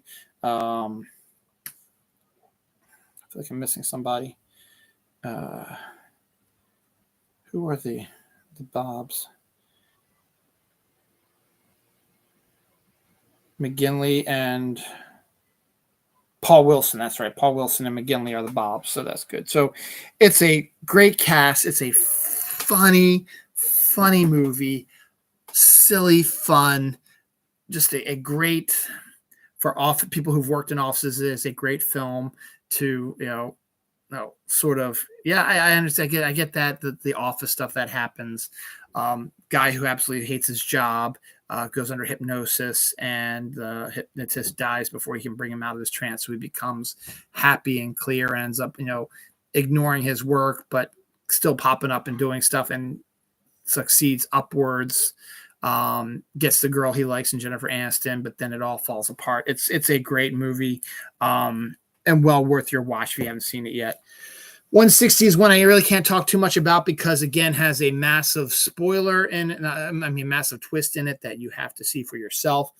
Cabin in the Woods. Despite what you may think about Joss Whedon, he co-wrote this with Drew Goddard, who directed it. Drew Goddard ended up writing The Martian and a few other really good stuff. They were both Buffy sort of people. But Chris Hemsworth's in this. Bradley Whitford, which is the cast of Cabin in the Woods, because it's basically it's a horror film with a twist, and that's all I'm going to say about it because I really don't want to ruin the twist. But it is well worth it to check it out because it is a amazing film. Kristen Connolly, Chris Hemsworth, Fran Kranz, Jesse Williams, Anna Hutchinson, Bradley Whitford, Richard Jenkins, Sigourney Weaver, Amy Acker, Tim Dezan, Tom Lank. Those are really the main ones you need to find out. The rest are all sort of other characters as well, but those are the main ones you need to know about. And it's just about, a group of friends who go up to a hidden cabin in the woods where all kinds of horrible stuff happens, but there's more to it than meets the eye, and you see it within the first scene of the film, and you're kind of like, what the hell is going on? And eventually plays out in the twist at the end. Don't want to ruin it, but absolutely worth it. Great film to watch around Halloween, particularly. I always try to watch around Halloween as well. Chris Hemsworth, was just starting out here, does a wonderful job as well, and Sigourney Weaver's sort of cameo at the end is great. 159, we find another great movie to watch during Halloween is The Monster Squad, 1980s film about a group of kids who are in a monster club. They talk about monsters, stuff like that, but then they discover that these monsters, because the movie's run by Universal, they're the Universal monsters, that these monsters are actually in their neighborhood, and they're up to something that it's going to bring about the end of the world. They have to figure out a way to stop it. So this group of young kids have to figure out a way to stop Dracula, Frankenstein, the Wolfman, Creature from the Black Lagoon, Dracula's brides, as well as the police who don't believe them, and scary German guy, a creepy German guy who has more information and is more than meets the eye for him as well. But a outstanding movie with no real major stars in it, and just a great film. These group of kids films in the 80s, reminiscent of like It and stuff like that, who stand up to the horrors despite being, so much younger. And the members of the Monster Squad are as young as like 4 or 5 years old. So it is amazing. And words can't describe it, but the monsters are great. And Universal owns the rights to these monsters, and they haven't been able to figure out a way to bring them out. This is a great way to bring them out, teaming them up against a bunch of kids. It's great. Monster Squad is amazing. It's 159. Again, should probably be up higher, but at this point, I got a whole bunch more I got to get through here. 158, the Lego Batman movie. After the success of the Lego movie, they decided to take a look at some other stuff they did. So they did the Lego Batman movie. Lego Batman popped up in the Lego movie. And so he was really popular. They gave him his own movie, which became one of the greatest Batman movies of all time. Lots of Batman humor, Funny stuff, great characters, just a fun film. And I got to get moving, so we're going to start listing on my descriptions here. 158th Lego Batman movie. 157 is the first Jack Ryan Harrison Ford movie, Patriot Games. This one has Sean Bean as the main bad guy. James Earl Jones reprises his role from the first film, Hunt for October. We get a whole new, this is the first Jack Ryan of Harrison Ford. He's got a new wife and new kids, stuff like that. And he's a bit closer to the Jack Ryan, the book. And Samuel Jackson has an appearance in this as well. The film is filmed partially in Baltimore. They were allowed to film in bits of Annapolis. I don't think they were allowed to film in the Naval Academy, but some of the scenes take place in the Naval Academy. And it goes from England to the United States to Ireland to the deserts of the Middle East. Richard Harris, before he was Dumbledore, shows that he could have been a kick-ass Dumbledore if he would have lived longer in this role as well. And a great story that was timely at time in 92 about the IRA in England going to war with each other, Irish Republican Army going to war with each other, and Jack Ryan getting caught in the middle of it. So it is a great movie. Again, filmed partially in Maryland, so that works because the character Jack Ryan is from Baltimore. This is Tom Clancy, who wrote the books, is based in Maryland. Philip Noyce directed. 156, we have the original Knives Out, Daniel Craig's Benoit Blanc makes his first appearance in this film by Ryan Johnson, with a great cast that includes Chris Evans, Jamie Lee Curtis as the main, Anna de Armas as the main roles, and Christopher Plummer as well. And we get the it's the Benoit Blanc setup where it's a group of people, there's a murder. Benoit Blanc has been called in to sort of observe and then try to figure out what happened, but it's Benoit Blanc, played by Daniel Craig, who absolutely loves the character and could play him forever. He said in interviews before, and is set up as one of set up the movie series with the popularity of this movie. Netflix was so jazzed by how good this was that they bought the rights to Knives Out 2 and 3 for like $300 million. So we'll see the third one here soon, but it is great. First one, always a little bit better than the second one. Again, cast of great other actors. I can't think of all their names right now, but there's a whole bunch of them in there. Throw it in there with appearance by Daniel Craig's Benoit Blanc, and you get a great film there. 155 is a great, amazing romantic comedy that puts a little twist on it. Plus, you get the writing of what's his face,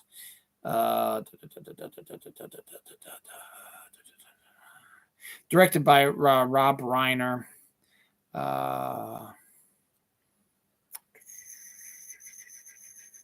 Aaron Sorkin, writer. Great cast in this. Michael Douglas, Annette Bening, Michael J. Fox, Martin Sheen,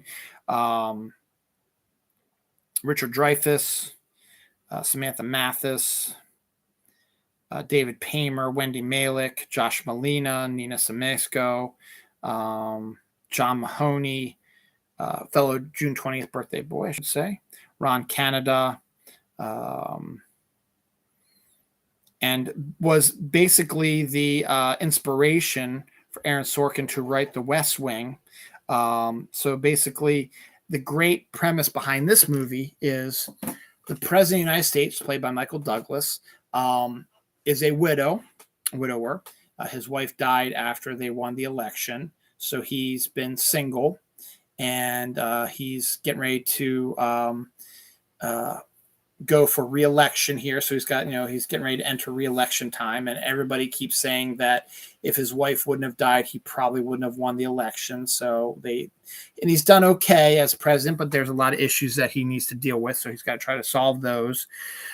And he's getting lonely, but one day he meets Annette Bening's character, who is what are those people called who are trying to influence them about the economy and the climate and stuff like that, about the climate and the environment.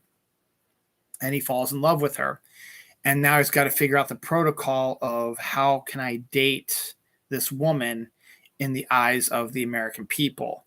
And that's the movie right there. Is, he's running up to election. He's got to figure out a way to work this around. The Republicans are just salivating at the fact that here's a guy probably having, unmarried sex, which is illegal against the Midwest people, and that the Republicans are smelling blood in the water. They can take back over the White House. So, as I said, Aaron Sorkin, written, and just a boom, boom, boom, boom, boom, boom, boom type of thing was the inspiration for The West Wing, and just a amazing film. Toy Story 2 is number 154. The original Toy Story is pretty good. Toy Story 2 is better, and we get a better story, and we get Wayne Knight introduced as into the role, into the characters. We also get Kelsey Grammer and Joan Cusack as well, new characters too, and some parodying of Star Wars and stuff like that. But your old favorites are all here together, and they all work together to try to solve a problem. Whereas Woody gets kidnapped by a toy collector who wants to sell a collection of Woody and his roundup to Japan. And Woody is, starting to feel a little depressed because he's broken and his human doesn't really play with him all that much. So he's got to figure out how to do that. But, great cast as always. Great film. And moving on. 153 is Gal Gadot's Wonder Woman. Patty Jenkins directed. One of the only good things from the Snyderverse. Gal Gadot's Wonder Woman is great. Set during World War I. You get Chris Pine's Steve Trevor, who's absolutely great in this. And just a really good origin story for Wonder Woman. Setting it in World War I is a really good idea also. And you get a really good... Patty Jenkins was able to get sort of the stench of the Snyderverse off of her a little bit, even though Ben Affleck's Batman does not appear. But I don't think he does. Maybe in a cameo role, but I know I guess he shows up as a cameo role. But other than that, she's as far away from the Snyderverse as she can be in this film. I gotta get moving here. I gotta get this done by 10:30. 152 finds Addams Family Values, which is the sequel to the Addams Family one. A lot of people believe that Addams Family Values is better than the original Addams Family movies by Barry Sonnenfeld. And a lot of people may be right. It is a really good movie, but there's just certain aspects of it that, I'm not a big fan of, but and that I like the live action Addams Family a little bit better. But Addams Family Values, don't get me wrong, is an absolutely amazing film. Continuing the great cast. Of Angelica Houston, Raul Julia, Christina Ricci, Jimmy Workman. In this one, we get Carol Kane, who's coming in to play the role of Grandmama.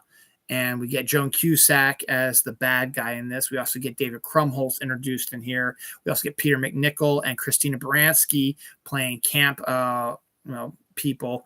And the actress who played Harmony, I forget her name, is in this again as well. But it is basically two stories in one. Oh, yeah, and Christopher Lloyd's Fester is in there too.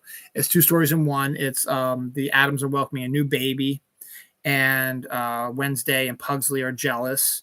And so they need to get a nanny to handle all the kids because Raul Julia and Angelica Houston's parents cannot handle it. Morticia and I forget Raul Julia's character's name.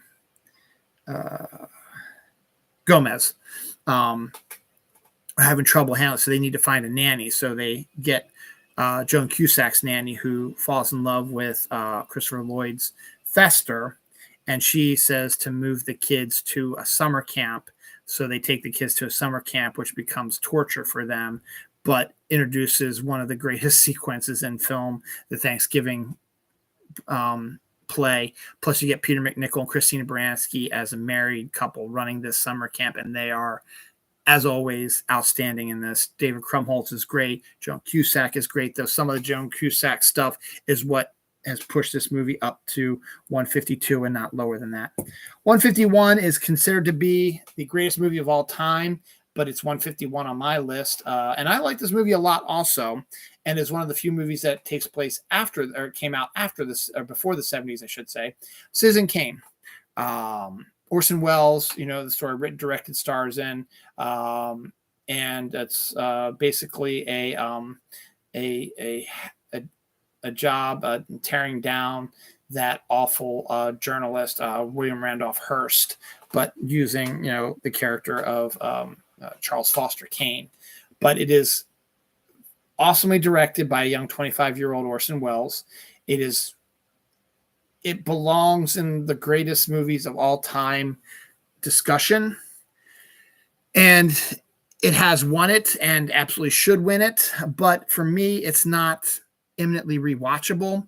The story itself lags a little bit in certain areas for me, but it is gorgeous to look at. And particularly if you want to become a director, you really need to take a look at this film and see how they do it. And it's a great job. Citizen Kane is 151.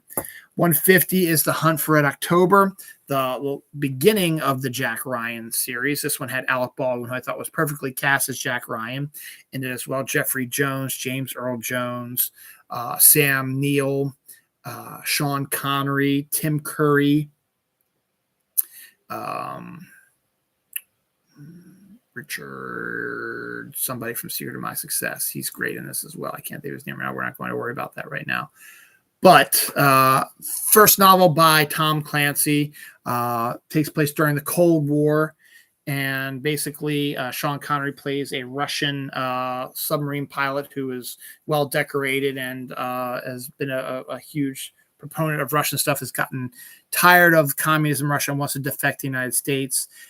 And the only way he can think to do it is to steal the new Red October, which is their state-of-the-art submarine, and try to convince the Americans that he's not there to attack them.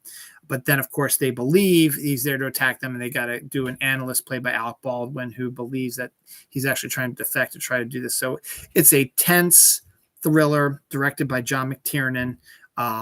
Has some really good tense moments. Is a great adaptation of the Tom Clancy novel, and really good cast. 149 finds a film that is basically a snapshot of a time in our history. That time is 1992, and we're looking at Singles. Cameron Crowe directed this romantic comedy-esque sort of film set in Seattle during the age of grunge. At the time when it came out, it was a present-day film. Great cast: Kira Sedgwick, Campbell Scott, Bridget Fonda, Matt Dillon, Bill Pullman as appearances. Members of Pearl Jam are in it as well. You get some concert work from Soundgarden, Alice in Chains as well. Great soundtrack, amazing soundtrack. And, grunge was huge in the 90s. Tim Burton has a cameo. Peter Horton has a cameo. And I feel like there's somebody else I'm missing that has a cameo. But regardless, it's a Cameron Crowe film. It's music. It's a romantic comedy with a little bit of undertone of some drama in there as well. It focuses on this group of friends who live. This is their first time out on their own. They're in their early 20s, out of college, trying to jumpstart their careers while at the same time still trying to party, go out to bands and concerts, find love, and you just get all these different plot threads that come together. Each character has a different story. Campbell Scott pursues Kira Sedgwick's character, who's not part of the friend group.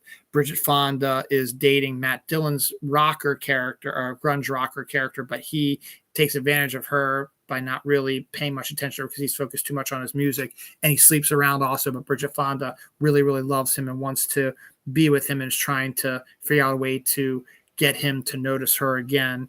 I forget the other actress who's in it also, who plays a rich girl who is trying to find love. So she goes through dating websites and stuff. Well, not websites at that time, but like dating sites and stuff like that.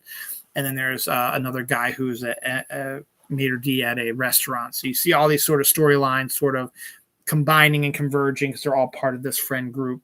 And you get what you get. So it's great. Singles is a great, as I said, snapshot in 1992. Paul Giamatti has a cameo in there as well. Eric Stoltz has a cameo too. So a lot of cameos. And as I said, it is a snapshot of 1992. Everything about this movie is 1992. So you got that. 148 is the film that, Speed introduced her. This film made her a star. While You Were Sleeping, Sandra Bullock's Christmas movie with Bill Pullman, again as well in this. And we find Sandra Bullock is a single woman trying to find love. She works at the L, which is the elevated subway, where she sits in a room and takes the coins and stuff like that.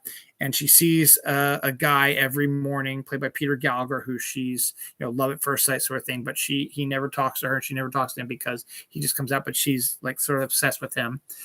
Christmas Day, she is conned into working by her boss, Jason Bernard, who's phenomenal in the role, by the way, in this movie. And Peter Gallagher's character happens to be going into work that day and says hi to her, Merry Christmas, and she's tongue-tied. And so he goes and waits for the train, but a couple of guys come and accost him, try to steal his stuff, and then knock him into the train tracks. And the subway's coming. So Sandra Bullock, being the only one there, has to try to save him. So she goes and tries to save him, is able to save his life from getting run over by the train tracks, takes him to the hospital, and through a weird sort of way, she's able to make the nurse believe that that's her fiance. And so they allow her to go see him. But then her real family comes to visit, and the nurse reveals that she's the fiance. And before she can say anything, the family embraces her as the fiance. Jack Warden is great in that he's the guy who discovers that she's the family friend who discovers that she's not the fiance, but says, you're the best thing that happened to this family in a while. So you don't say a damn thing about it. And you stay with him because she's wants a family, being single. She lost her dad. She has nobody. And then, so she's in love with the guy who's in a coma right now, Peter Gallagher. He has a brother played by Bill Pullman, who ends up, as in typical romantic comedy, meets Sandra Bullock for the first time. They have a little contentious relationship to begin with, but then the two of them start cooling towards each other and start heating up with each other. And they both become obsessed with each other. And then Peter Gallagher wakes up. So there you go. There's your movie. It's a fun romantic comedy. Sandra Bullock is absolutely adorable. Bill Pullman is amazing. The two of them have great chemistry, and it's just a fun film filmed in Chicago around Christmas time. It's great.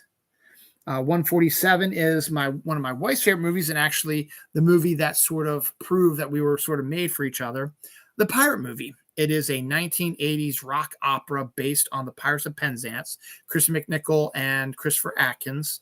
And it's, as I said, based on the Pirates of Penzance, but it is a bawdy 1982 musical with great 1980s style music with this rock opera style, but absolutely hilarious movie with lots of pop culture references, and just all kinds of just goofiness in general.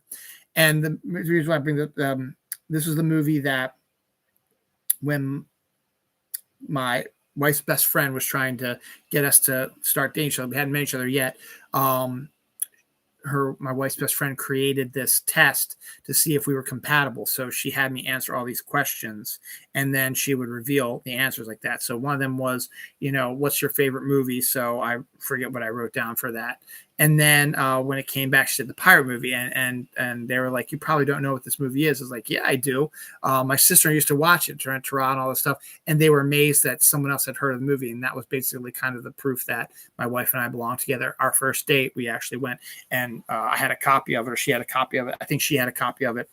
We actually watched it on our first date. So Pirate Movie is underrated. It is hilarious. It's goofy. It's silly. The music is very 1980s, but it's really good music. It's just a goofy, silly sort of film, and absolutely great to watch.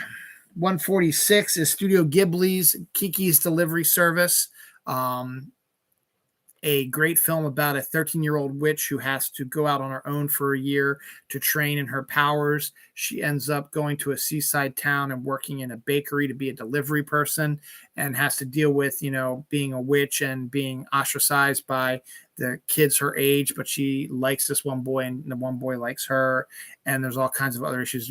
A great movie, a great dubbed vocal cast. Kirsten Dunst, Phil Hartman are the main standouts of the English dub of the movie. So Keys Delivery Service is 146. 145 is another one of my wife's favorite movies, Tombstone.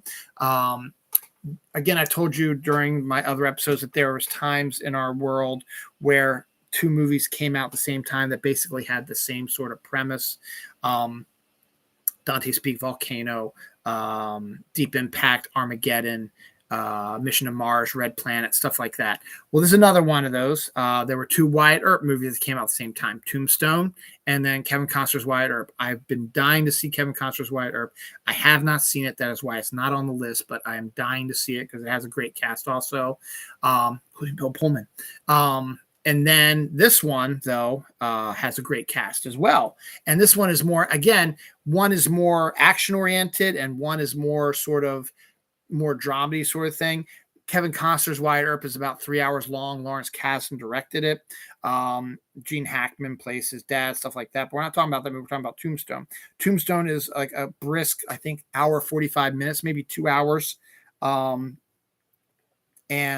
stars the great Kurt Russell as Wyatt Earp. Val Kilmer steals the movie as Doc Hollywood, is absolutely great as Doc Hollywood, or Holiday. I'm sorry, Doc Holliday is the best version. No offense, Dennis Quaid, who played Doc Holliday and Wyatt Earp, but I haven't seen you do Doc Holliday, but I don't think anyone can touch Val Kilmer's Doc Holliday, which is great. Kurt Russell's Wyatt Earp. Sam Elliott is Virgil Earp. Michael Biehn is Johnny Ringo, the bad guy, Dana Delaney. Bill Paxton is Morgan Earp, Jason Priestley, Stephen Lang, Billy Bob Thornton, Dana Wheeler Nixon, Powers Booth, Michael Rooker, Billy Zane, Joanna Pacula, Thomas Hayden Church, Frank Stallone, John Tenney, Harry Carey Jr., Buck Taylor, Robert Mitchum, John Corbett, Robert John Burke, Terry O'Quinn, John Philbin, Pat Brady, Pedro Armendariz Jr., Chris Mitchum, Cecil Hoffman, Gary Clark, Billy Joe Patton, Cynthia Shope, Michelle Beauchamp, Thad Turner. Charlton Heston has an appearance in it as well. It's just a awesome action-oriented story about the Wyatt Earp, the OK Corral, the hunting down of Johnny Ringo and his group. Val Kilmer's Doc Holliday steals the film. Again, would be in my top 10 best characters, actors, whatever you want to say. His performance is electrifying. It's outstanding. Steals every scene he's in. And Kurt Russell does a great job as Wyatt Earp, but I'm sorry, Val Kilmer is one everybody's coming to watch, and he's phenomenal. 144, we find Joe versus the Volcano, another one of those films that you got to be in the right mindset to watch, like with LA Story. LA Story, Joe versus the Volcano would be a great double feature one night when you're just in a totally weird sort of state of mind. I talked to you about Tom Hanks earlier, how he sort of had that, Splash was big, and then he went downhill, and then big, and then went downhill, and then League of Their Own, and then he's been up for the most part, and he's sort of leveled out since then. Well, after Big and before League of Their Own, around 1990, he did Joe versus Volcano, the first movie he did with Meg Ryan that shows their chemistry. Meg Ryan steals this movie from him because she portrays not one, not two, but three roles, and they're all separate, they're all different, and they are, you can tell, you really can't tell the difference between them. They're all Meg Ryan because you see her in there, but all three of them are various different characters, and she's great in this. Amanda Plummer's in it. Dan Hedaya plays an asshole in it as well. He's in it. Who else is in there? Ozzie Davis is in it. He's great as the chauffeur who gives him good advice. Tom Hanks, good advice. Lloyd Bridges, Robert Stack, Carol Kane, Nathan Lane, Abe Vigoda. You just got a really great cast here, and it's a shame that the film didn't do as well as it did, but I can see why. It is a lot to take in. It is a magical fairy tale. The guy who directed, I can't think, Philip Alden Robinson, I think. No, he's the guy that directed Field of Dreams, but I can't remember who. Guy who directed Moonstruck directed this movie as well. He really puts on the fantasy fairy tale aspect. His directing is phenomenal. The music is great, and just a great. It's a hugely underrated film, but it's also a film you need to be in the right mindset to watch. 143 is the most recent film and the most current film on this list, and at 143 is saying a lot. Guardians of the Galaxy 3. I did my review of Guardians of the Galaxy 3 last week on my show, Dylan Knows, episode 499. Guardians of the Galaxy 3 is amazing. It's just slightly off from Guardians of the Galaxy. The original Guardians of the Galaxy is a lot better, and you're going to hear from him in a few minutes. But Guardians of the Galaxy 3 is a wonderful wrap-up to the trilogy. The second one, I couldn't care less for. That's why it's not on the list. But the third one changes up everything. It's one of the few movies that I still tear up at. There's only a few movies I do that. This was one of them. It's hard to watch. There's a lot of animal cruelty, but you get to learn Rocket's background. I was also disappointed in Adam Warlock's appearance, even though he's barely in it. I wish he was in it a little bit more. But the story itself, the movie, the actors, the story, the direction, the music, everything. Guardians of the Galaxy 3 is amazing. It's still out in theaters now. Came out last week. Definitely still check it out. If you have not seen it yet, definitely do not wait for Disney Plus. Go see it in the movie theaters now. 142 is a amazing romantic comedy, which sort of came out of nowhere, but I really enjoy it. Speechless. Michael Keaton, Gina Davis reteaming after Beetlejuice.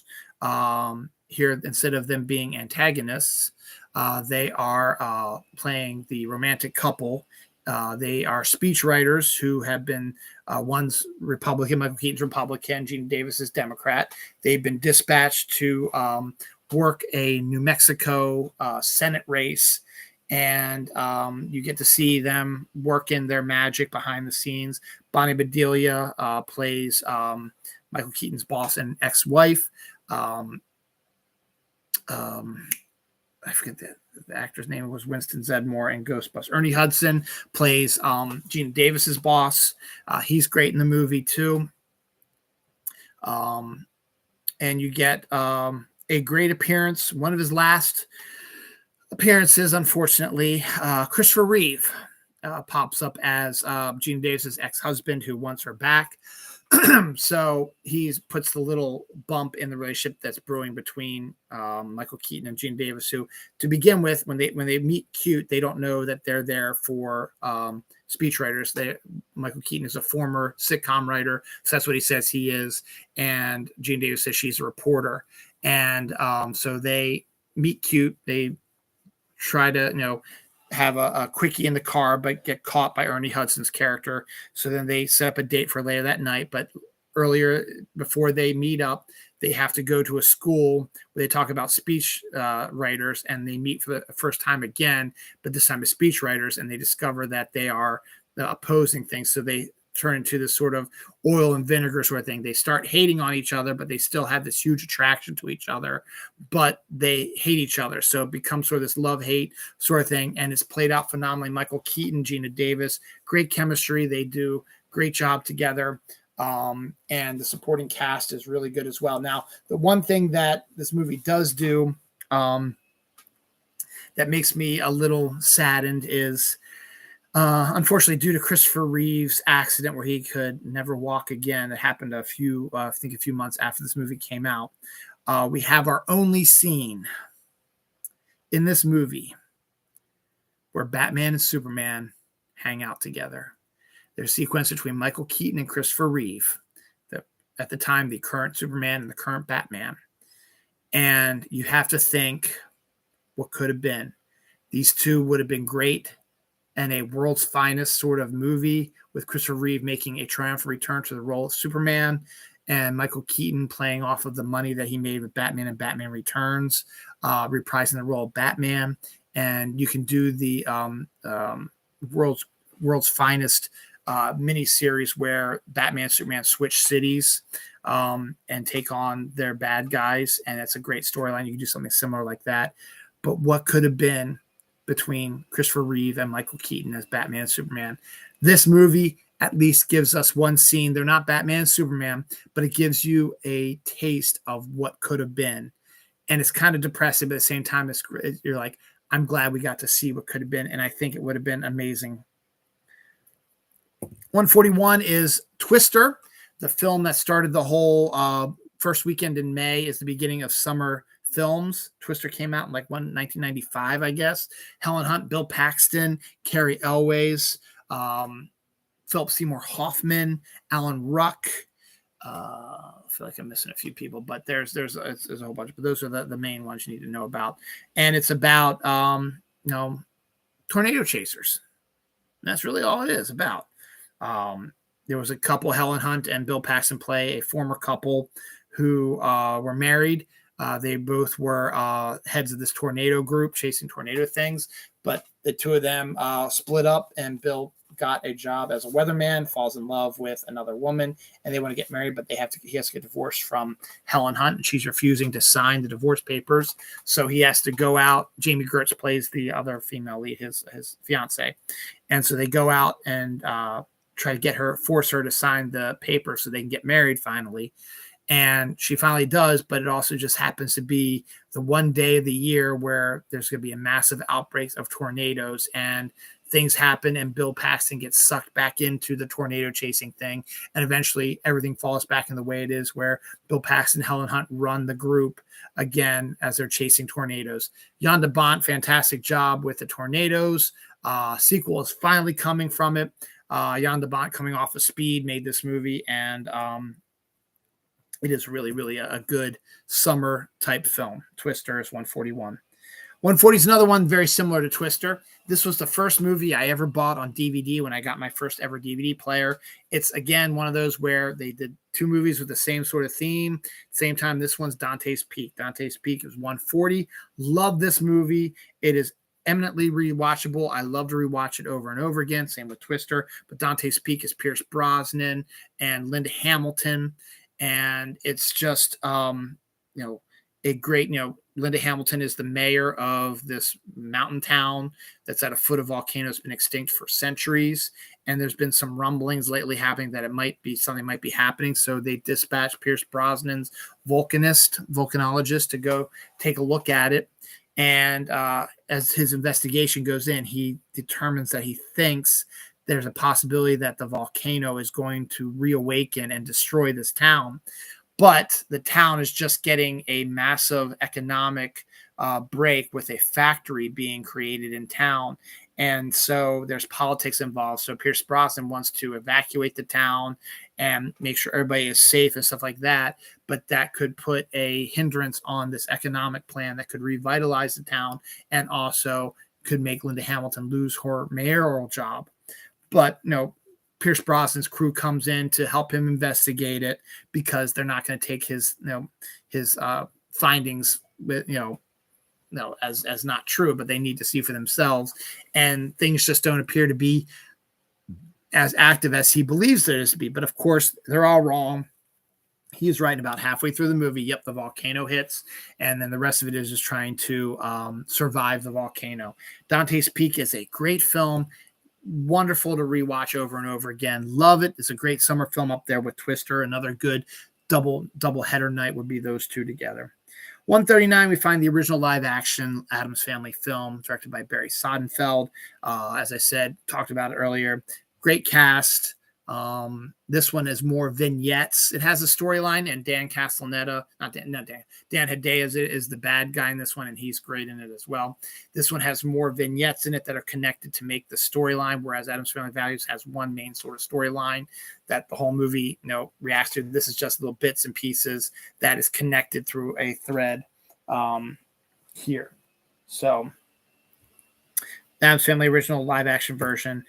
139. 138 is War Games.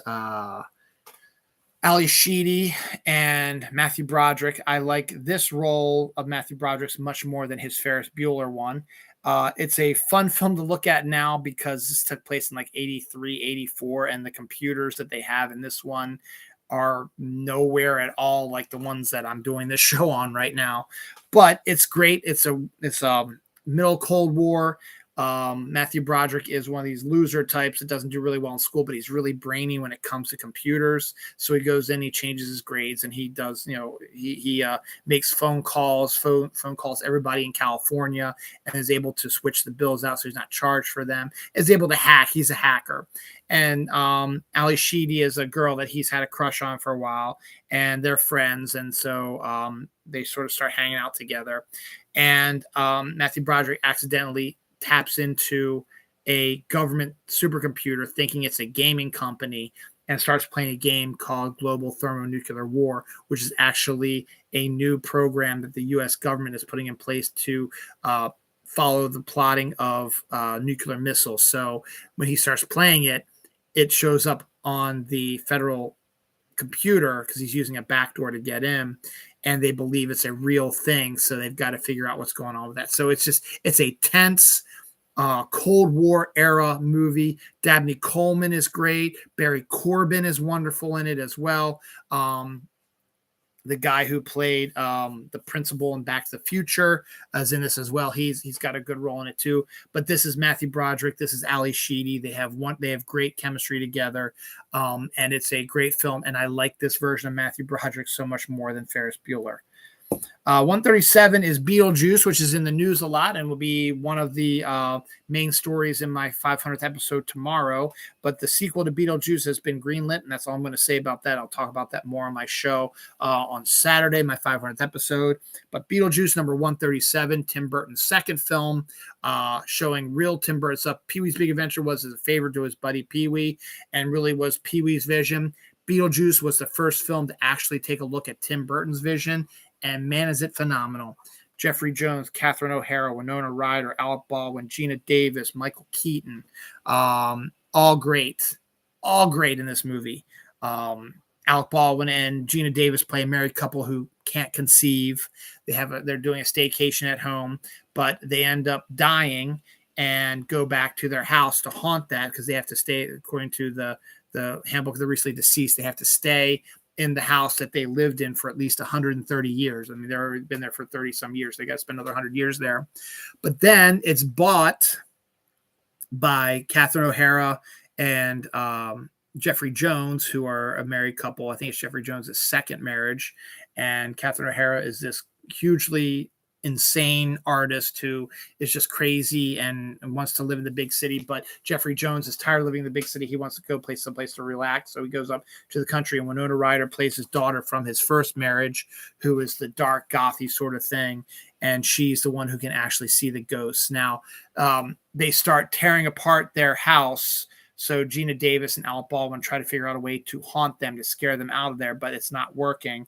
And they try to get Winona Ryder to help them, but it's not working. So they end up going with a what they call it, like a ghost, a human buster played by Michael Keaton, his Beetlejuice character, who is a slimy, sleazy a-hole. Michael Keaton chews the scenery and is absolutely great in the movie as Beetlejuice, as he tries to scare out the bad guys. Great score from Danny Elfman. Again, just a wonderful cast, great storyline. Sequels coming next year. Can't wait. 136 is another one of my favorite Matthew Broderick roles, is The Freshman. And the thing you got to know about The Freshman is that it is a amazing sort of parody-esque sort of The Godfather. So much so they got Marlon Brando to sort of basically reprise his role as Don Corleone, but he's not Don Corleone. And in order to make it even more meta, the people who made the Godfather movie used Marlon Brando's character as the basis for Don Corleone, played by Marlon Brando. And then it gets even crazier. Matthew Broderick's character is going to film school in New York at NYU. And the first film that they look at is Godfather Part 2. And Frank Whaley's got a role in it. Oh, God, what is her name? I was just talking about her the other day. Penelope Ann Miller. I said Marlon Brando. Who else is in it? That's pretty famous. Those are the main characters, I think. Oh, Bruno Kirby also. And it is just a great, funny meta film and early 90s. And it's just, you'll enjoy it more if you've seen The Godfather, because it is absolutely just filled with Godfather jokes. And Marlon Brando is absolutely having the time of his life, portraying the role of the Godfather, but in this way, a more comedic way than he did in The Godfather. It is great. 135 is one of Bill Murray's greatest performances ever in a Christmas movie directed by Richard Donner, Scrooged. This one is which is funny because the Tale of a Christmas Carol, by Charles Dickens, Scrooge, Marley, Bob Cratchit, the Ghosts, Christmas Past, Present, Future, Tiny Tim, all that has been done to death. And Scrooge is a 1980s update of that, where Bill Murray plays a television exec who on Christmas Eve night is putting on a live production of Christmas Carol. And of course, he's the hard-driving Scrooge-esque sort of person who ends up being the one that gets Scrooged by the ghosts of Christmas past, present, and future. And the cast itself is amazing. The movie is just so much fun. It is one of my go-tos at Christmas time. Bill Murray absolutely kills it in the film. It is one of my favorite Christmas movies of all time. One of my favorite Bill Murray performances of all time. Great Danny Elfman score and a great cast. Listen to this: Bill Murray, Carole King, Karen Allen, Alfre Woodard, David Johansen, John Forsythe, Bobcat Goldthwait, Joel Murray, John Glover, Brian Doyle Murray, Robert Mitchum, Mabel King, John Murray, Michael J. Pollard, Nicholas Phillips, Jamie Farr, Mary Ellen Trainor, Buddy Hackett, Robert Goulet, Wendy Malick, Kate McGregor Stewart, Mitch Glazer, Tony Steedman, Lee Majors, John Houseman, Pat McCormick, Paul Schaefer, Kathy Kinney, Ann Ramsey. I feel like I'm missing somebody. Let's see if there's no, that's it. But that's just amazing cast. And again, sort of this sort of meta thing as well, where it's a Christmas Carol, but it's happening to the main character. And it's the story's a little bit different than Christmas Carol, obviously, to change it up a little bit. But still, Scrooge is great and as one of my go-tos at Christmas time. 134, speaking of Bobcat Goldthwait, One Crazy Summer. Savage Steve Holland directed 3 movies, Better Off Dead, One Crazy Summer, and How I Got into College. How I Got into College almost made the list, but it didn't quite make it because it's a little bit different than Better Off Dead and One Crazy Summer, both of which are outstanding movies. One Crazy Summer is the second one of Savage Steve Holland's one. So it's John Cusack, Joel Murray, the aforementioned Joel Murray, Bobcat Goldthwait, the guy from, I just talked about Animal House. I can't think of his name either. And Demi Moore's in it too. And there's a few other, actually. But it's Savage Steve Holland's, the guy who plays Booger. He's in it also. Savage Steve Holland just has a way of just making these quirky, bizarre, silly comedies that were sort of the anti-John Hughes, but at the same time fits into the John Hughes sort of style. You know what I'm saying? So it's great. And I got to get his name because that's an actor. I love him. He was in PCU as John Cusack's buddies in a bunch of John Cusack's films. Crazy Summer. Oh, there it is. John Cusack, Demi Moore, Bobcat Goldthwait, Curtis Armstrong, Kimberly Foster, Joel Murray, Matt Mulhern, Jeremy Piven. Yep, that's right. Isadora Manovsky, Christian Goles, Tom Villard, Mark Metcalf. Mark Metcalf was the bad guy. William Hickey. That's right. He's in there as well. Taylor Negron, John Matsoukas, Joe Flaherty, Billy Bird, Rich Little, Donald Lee, John Fiore. So it's Rich Hall. So there's some great characters in this. It is just a whacked out 80s comedy. different than most everything else that you expect from that sort of thing. But basically, it's about an artist who needs to do in order to get to art school, has to do a cartoon about finding love. And in order to do that, he goes to Nantucket for the summer with his friend, played by Joel Murray, and they have all kinds of adventures. And he falls in love with Demi Moore's character, who's a musician. So there's more to it than that, but that's the basic premise behind that. Wow, I still got a ways to go, and I'm don't think I'm going to make it. I think this is going to be a little bit longer than normal. 133, Secret of My Success. Michael J. Fox, after his success with Back to the Future, decided to ramp up his success with some other movies. This one is a typical 1980s sort of film. It's like if Alex P. Keaton was slightly different. About a businessman who goes, a kid out of college who goes to New York to get his first business job, finds out that he got laid off on the first day there, so has to find another job, ends up having to work for his uncle who owns a company in the mailroom, but he wants to get up and make it, climb the ladder to succeed, and eventually takes over the role of a different character to work in the business, falls in love with a woman, and so on and so forth. There's more to it than that, but I got to get moving because I still got a whole nother 30-some ones to do in about 10 minutes. I can't do it all. So this one's going to be a little bit longer than 230, be closer to 245 probably. But here we go. So I see where my success is 133. So my last batch here, 132, Michael Keaton's Batman, 1989. Tim Burton revitalized the comic book movie, revitalized the Batman character who had only been known as the Adam West comedic Batman. This one brought Batman more online with what the comics were doing. A darker one, Jack Nicholson's Joker is great. Kim Basinger's character, Vicky Vale, Robert Wool's in it. And then I forget the guy who played Alfred's great, and the guy who plays James Gordon is great.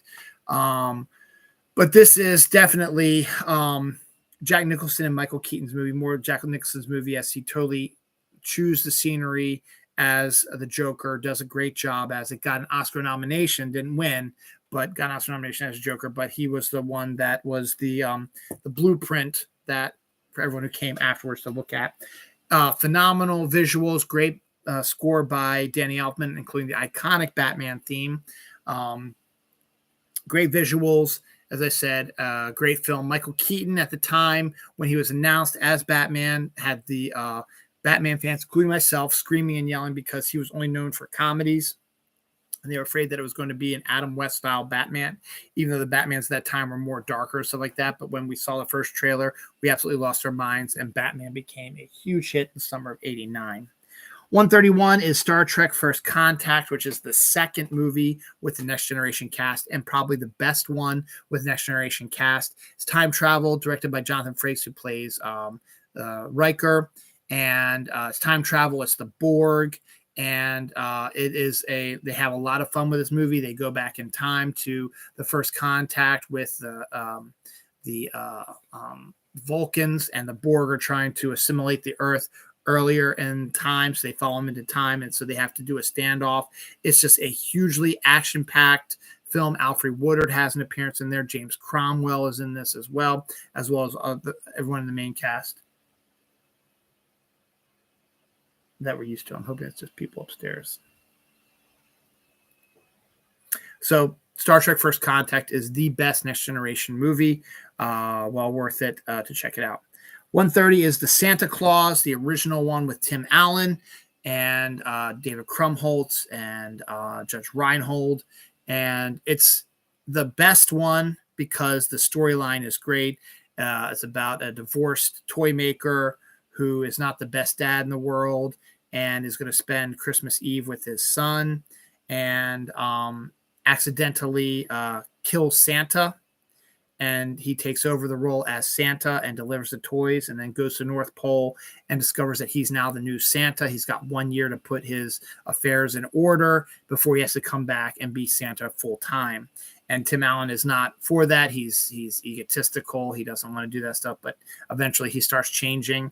But the reason what makes this story better is that his son, who was with him during his adventures as Santa, is telling everybody in the world that his dad is Santa, and he went to the North Pole and all that stuff. And he's a young kid, but some people believe him and some think he's crazy. His mom and her new husband, his stepdad, they've been trying to tell him that there is no Santa, and now he's talking about this. So and then when Tim Allen starts putting on the persona of Santa. He can't shave his beard. He's turning white. He's getting fat. He looks like Santa Claus. So they think that he's just doing this to feed into his, their son's imagination to try to make his son love him more because of this whole thing. So it's a whole family dynamic that makes this a much deeper, darker movie than you think it might be. I guess the original Toy Story is popped up here at 129. I guess maybe I would have maybe flipped it because the original Toy Story, I guess I have it at 129 over Toy Story 2 is because it's the original one. It sets up the storyline. It's one of Pixar's first movies. It is Pixar's first movie, and it shows how good of a job they can make their movies out to be. And they do a phenomenal job with it. They set up the storyline perfectly, the characters, and it is something that people had never seen before. Fully computer-generated animated film that people absolutely fell in love with. Great cast: Tom Hanks, Tim Allen, who I just talked about, and all kinds of other people. John Ratzenberger. Can't really get into it that much because I'm running out of time. 128, I talked about the Lego Batman movie. The original Lego movie is 128. Chris Pratt, Elizabeth Banks, Morgan Freeman.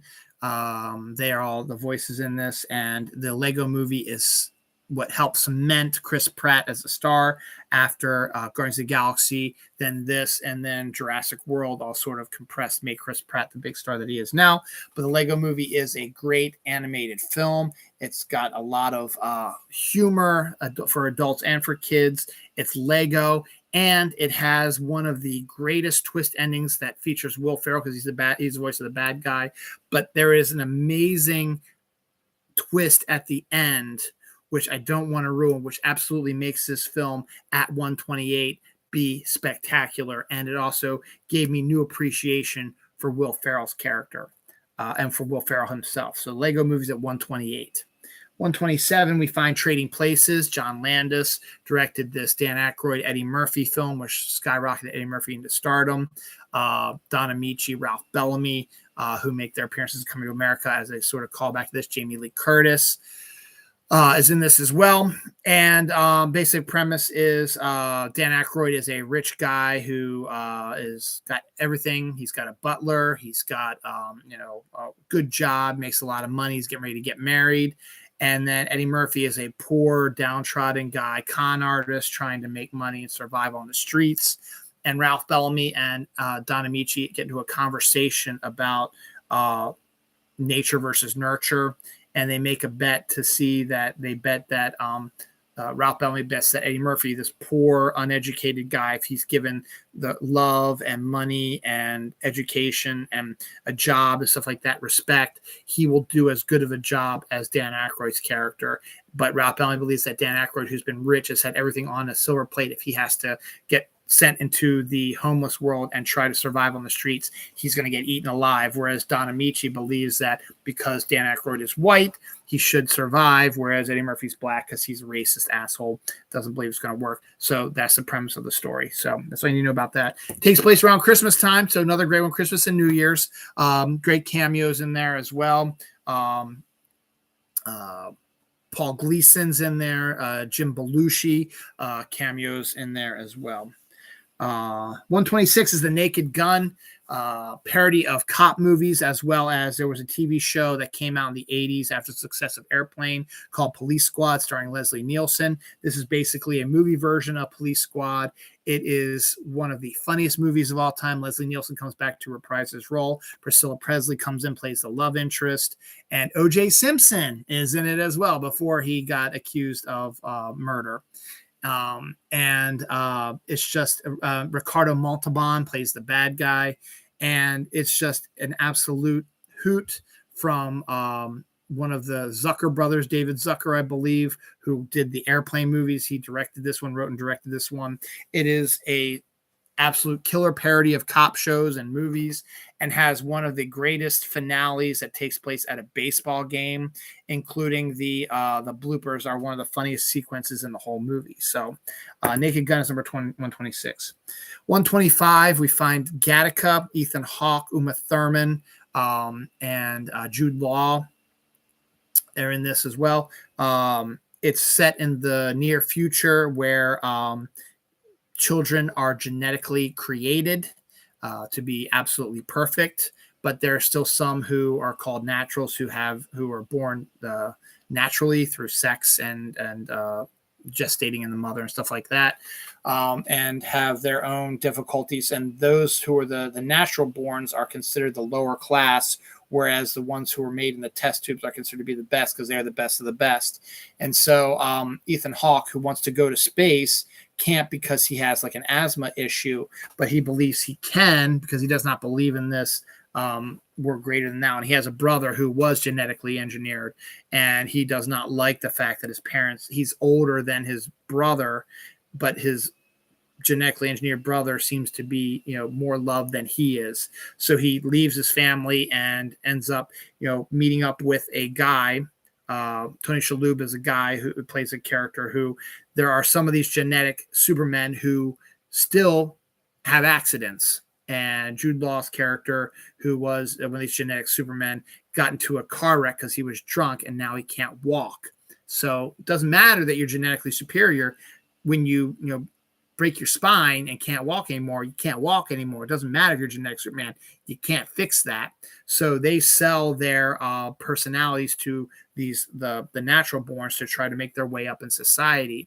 So Ethan Hawke, takes on the persona of Jude Law's character and gets a job at the space thing, ends up falling in love with Uma Thurman's character, but then there's a murder that takes place at that place, and one of Ethan Hawke's stray Harris is there, and they believe that this guy is the one that killed that Ethan Hawke's character. That they only see him as the not the Superman. They don't see Ethan Hawke right there, who's the same picture on here. They don't see him as the same. They see him as one of their Supermen. So, but then things start tightening up as Alan Arkin's police officer closes the gap on them. It's a great science fiction film, very well done. And it also got Uma Thurman and Ethan Hawke together, and they created Maya Hawke, who's outstanding as well. But they're both great in this movie, and this movie is great. 124 is a film that I find eminently watchable whenever I want to watch something, and I got nothing else to do, and I just want to lose myself for about 2 hours. I put in Ant-Man and the Wasp, the sequel to the Ant-Man movie, Paul Rudd. And again, I keep forgetting the actress name who plays the Wasp. Michael Douglas is in there as well. And this one is a lot more fun. We also have Michelle Pfeiffer pops up in this one as well. And this one's a lot more fun, has a lot more going for it. Judy Greer's in this too. And just a fun story about them being able to find Michelle Pfeiffer, who is the mother of the Wasp, and Michael Douglas's wife in the quantum realm, and they have to try to go save her before they lose her forever. But meanwhile, Scott is on house arrest, and they need him to help out, so he's being hunted down by the FBI. And there's a guy who wants to get in on the quantum stuff, so he's trying to steal stuff. And then we have Ghost, who's the bad guy. Lawrence Fishburne's in it as well. So we got all this stuff coming together, and it's great, and it's amazing, and it's a fun film that's great to watch over and over again. 123 is Captain Marvel. This has gotten a lot of hate. It doesn't deserve as much hate as it gets. It's a really good movie and does not deserve the hate it gets. Samuel L. Jackson and I can't think of her name right now. Brie Larson. That's Brie Larson gets so much hate, and there's no reason for it. But it is a great film, and it's a fun film, and it takes place in the 90s. There's lots of 90s jokes, stuff like that. It introduces the Skrulls, who play a big role, and the Kree. Jude Law's in this one also, and it's just a Ben Mendelsohn as the Skrull, and Jude Law's the Kree. You introduce that. You get a call back to one of the Guardians of the Galaxy characters, Ronan the Accuser.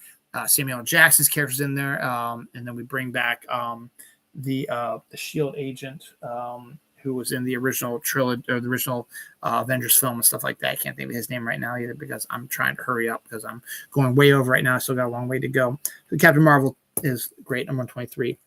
I talked about Tobey Maguire's Spider-Man earlier. Spider-Man 2 is number 122. We get Alfred Molina's Doc Ock.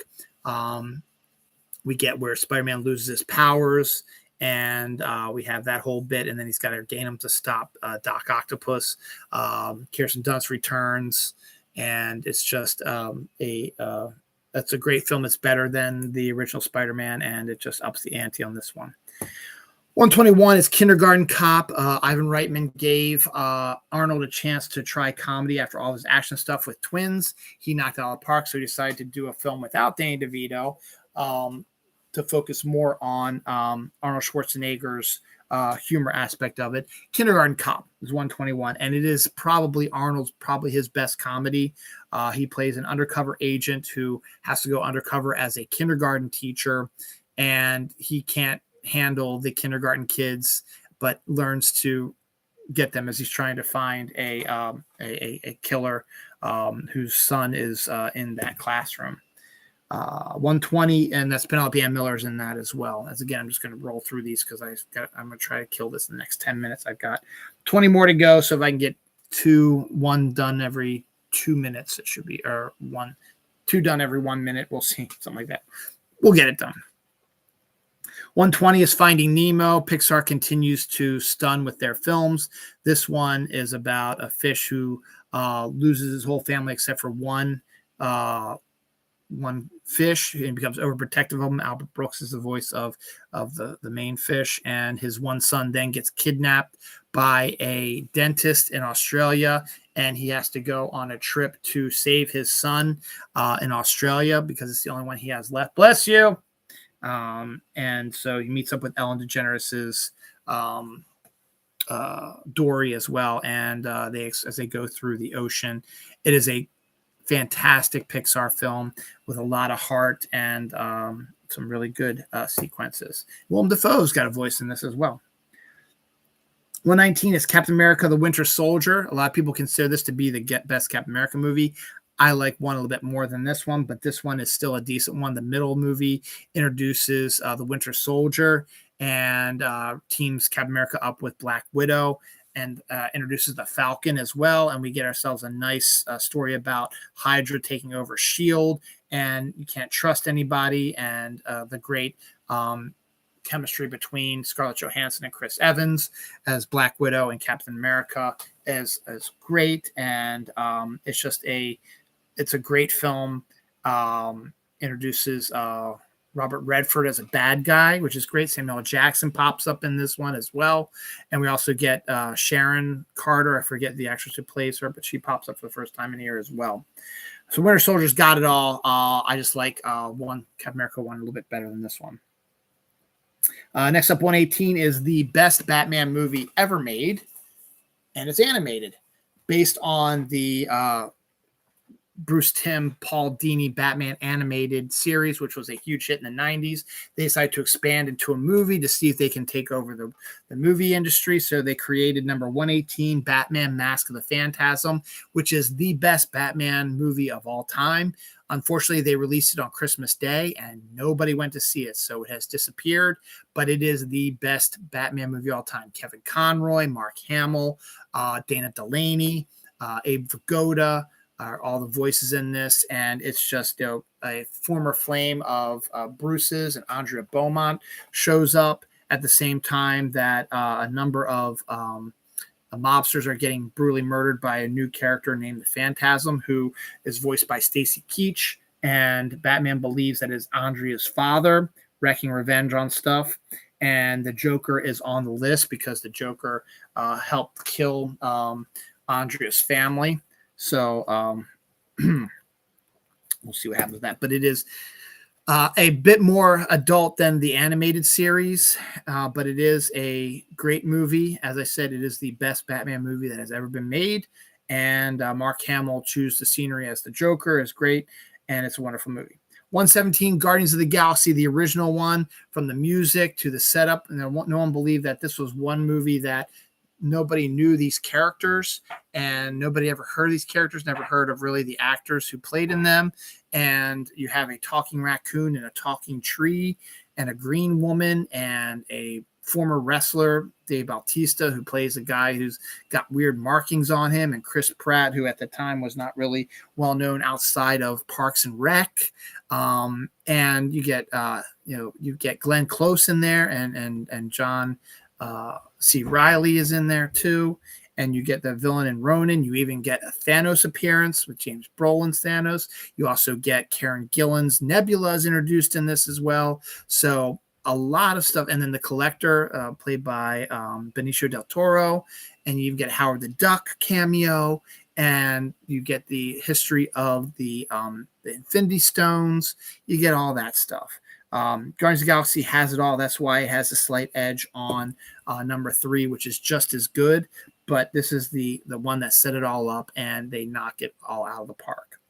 116 is Popeye, the musical, with Robin Williams and Shelley Duvall, Paul Dooley, and Ray Walston's in it too. It's just a amazing musical version of the cartoon Popeye. Robin Williams absolutely kills it as Popeye. Shelley Duvall, though, is the best part of the film as Olive Oyl. And the music is great. The songs are amazing.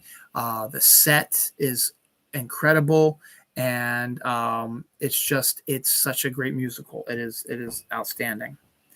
115, we find Tremors, Kevin Bacon, Fred Ward, Michael Gross, Reba McEntire, Charlotte Stewart, on and on. It's a great Ron Underwood directed. He's directed Speechless, who I talked about earlier, but this is a great horror film, sort of a homage to the 1950s giant monster movies. This one finds the town of Independence or something like that, which is like got 8 people who live in it in the middle of the desert. And they are cut off from the real world when a bunch of people end up dying, and they discover giant worms under the ground is killing them. That's all you need to know. It's spectacular. 114, we find Godfather Part 2. Again, a lot of people are screaming about why isn't this higher? The Godfather 1 and 2 are still the best 1-2 punch of the Godfather prestige films. This one focuses more on Al Pacino's Michael Corleone as he's working his way into becoming the new head of the Corleone family, and his marital difficulties and the difficulties dealing with his family and stuff like that. It is a well-deserved sequel, one of the best sequels of all time.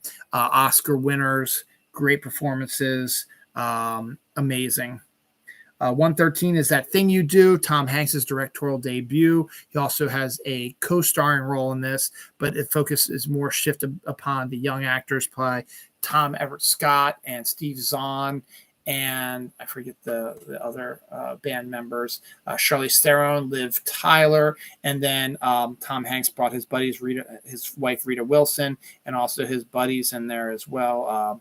He's got Jonathan Demme is in it, and Geddy Watanabe, and just all kinds of. But it is a great, amazing directorial debut for Tom Hanks, an underrated film about a garage band in Erie, PA, who gets a massive hit and becomes a one-hit wonder as they become huge stars. As they go on this tour across the country, end up in Hollywood and a film, stuff like that. But of course, as with all one-hit wonders, friction inside the band happens and things fall apart. But it is a great directorial debut for Tom Hanks. 112, we find Noises Off, another fantastic cast, ensemble cast based on the stage play. It's amazing. It's hilarious. It's the bastion of physical comedy and timing and stuff like that. And this cast, you got Michael Caine, Carol Burnett, John Ritter, Christopher Reeve, Denholm Elliott, Julie Haggerty, Mark Lynn Baker, Nicolette Sheridan, Mary Lou Henner. Those are the main ones right there. And it's hard to describe without seeing it, but it's basically about a group of people who are putting on a play. It's on its way to Broadway, and they have to go through different towns to tweak it here and there. But because of the interactions of the cast, it causes friction on and off stage. And you get to see sequences in the backstage and the front stage, and just the total destruction of this theatrical group. And Michael Caine is the director of it, trying to handle everything while also trying to handle something over in England as well. But the physical comedy itself is on par with some of the greatest physical comedy of all time, and it is well worth a shot. Take a look at it. This should be higher up on my list also, but I just could not figure out where to place it. My wife and daughter absolutely love this film. All right, top 11 left here, and then it's going to go past 245. So here we go. 111 is Toy Story 3. I still think it's the best one of all of them. It's, to me, they shouldn't have made a Toy Story 4. This had a very definitive ending. Looks like they're getting their showers now, which is great because I'm still working on this. So they're doing that without me, which is good. Has a definitive ending, has Andy, the boy who's been playing with them, is now grown up, doesn't need them anymore. So now they're relegating themselves to how they're going to be put away in storage. But then things happen and they have to have one last adventure. But it has one of the most harrowing endings you'll ever see in a animated film. It makes you actually be concerned for animated characters, and it is a outstanding finale, and they should not have made a Toy Story 4. This was a great ending for it, and it should have been where it stopped.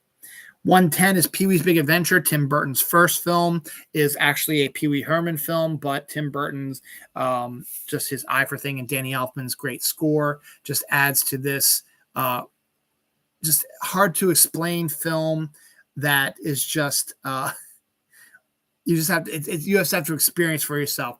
Lots of quotable lines, a sort of meta thing where the finale takes place at the Universal Studio or the Warner Brothers studio lot, and it's just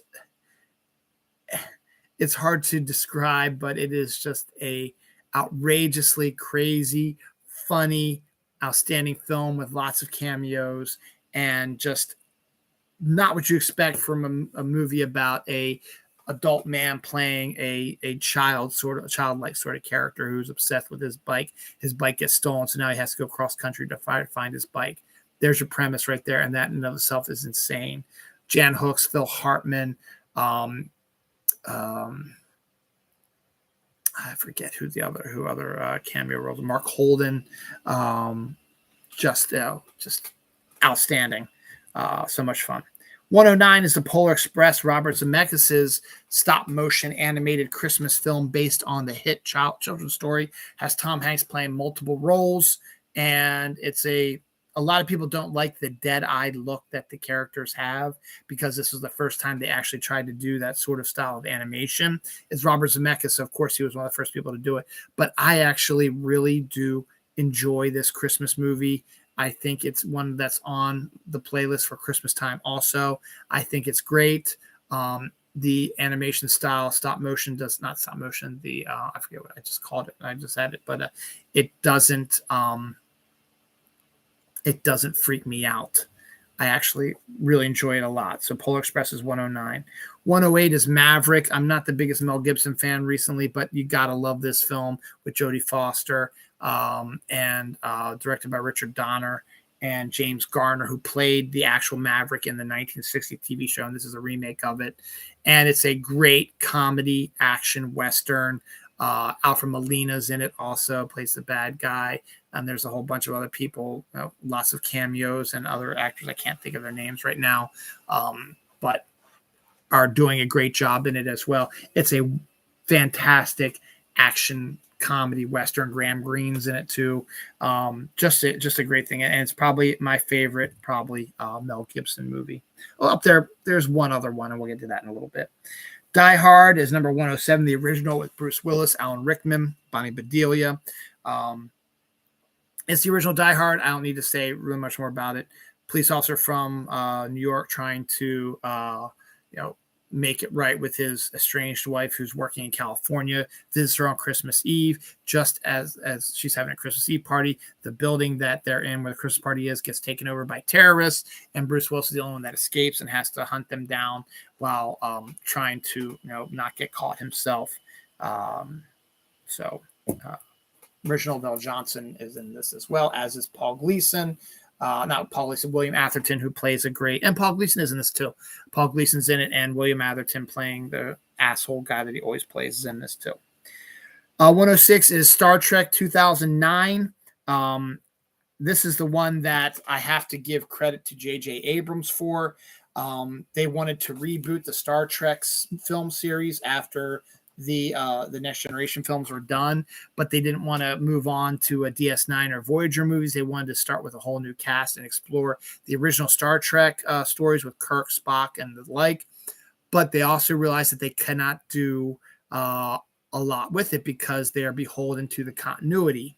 So J.J. Abrams comes up with the greatest idea where he creates an alternate timeline due to the beginning, something that happens at the beginning of the film, where it is not the same as the regular Star Trek timeline still running, but there is a variant that comes off, which is where the movie focuses on Chris Pine, Carl Urban, John Cho, Zachary Quinto, Zoe Saldana, the Russian guy, I can't think of his name right now.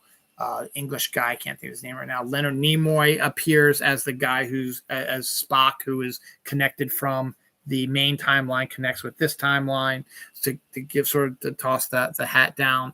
And Bruce Greenwood is in that as well, plays Pike. And it's just the cast is great.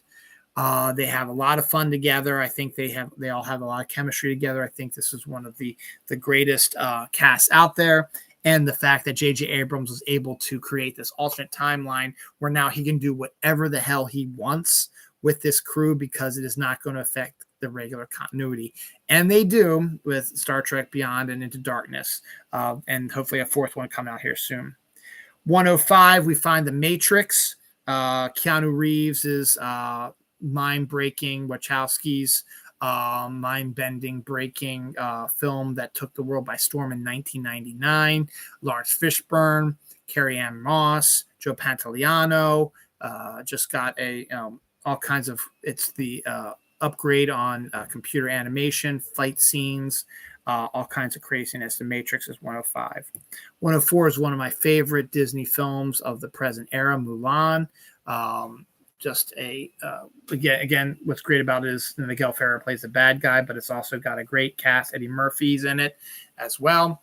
And I gotta get into who Mulan is because she's the main character, dumbass. It's gonna be like 3 hours.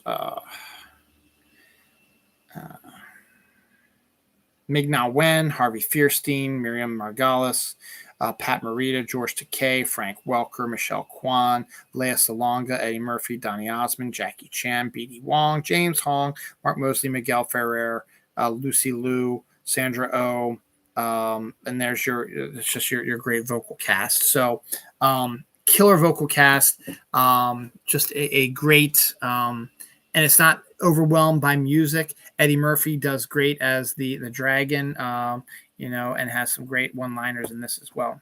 103, we find Avengers Infinity War. It sets up the Endgame stuff, and it's the one where the good guys lose, but it shows all the Avengers doing all kinds of stuff with different storylines here and there that all connect in a big way and make one of the biggest movies of all time, and ends on such a downer note. It's great. Avengers Infinity War is 103. 102 is a lovely Halloween film I love to watch. Christina Ricci, Bill Pullman, Devon Sawa, Casper, which is written by Sherry Stoner, who was one of the people who worked on Tiny Toon Adventures. So we got sort of this sort of great mid-90s sort of humor, current event sort of humor, and great cameos. Dan Aykroyd pops in this, Father Khalid, the famous father from Saturday Night Live, makes an appearance in there as well. I forget the Eric Idle's in it. I forget the actress who's the main bad guy. Bill Pullman. But it's Amy Brenneman. But it's got a wonderful score by James Horner. Wonderful performances by Bill Pullman, Christina Ricci, and the Ghosts.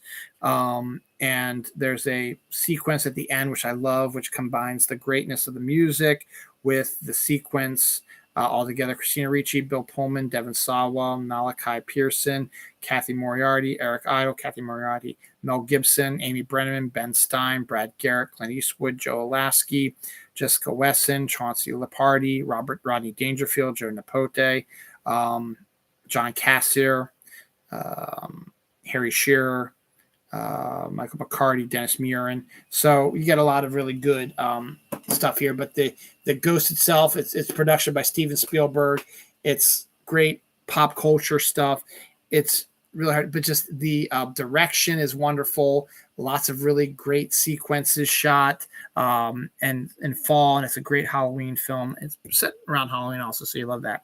Finally, longer than I wanted. It went 23 minutes longer than I wanted to. 101 is the most recent Oscar winner, Everything Everywhere All at Once. One of the best emotional sort of best pictures out there. Absolutely deserved it. A multiverse story. Michelle Yeoh absolutely kills it. Ki Huy Kwan does fantastic with his Oscar-winning role. Jamie Lee Curtis with her Oscar-winning role. Michelle Yeoh with her Oscar-winning role. The directors won for Oscars. The screenplay won for. It was a killer sweep, and it's one of these things that you have to watch for yourself, Samantha Oh. You've got to have to watch it for yourself. James Hong's in it. You just have to see it for yourself.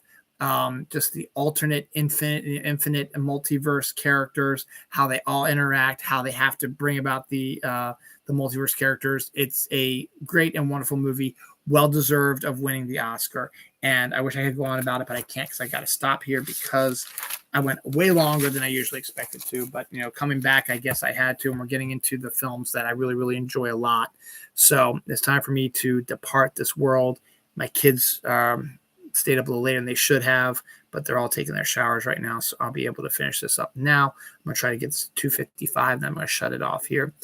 Tomorrow night will be my 500th episode of Dylan Knows, and the last part of Road to 500 will be sometime tomorrow afternoon, my 100 to 1, which is probably be a long one also. So bye. Stay tuned.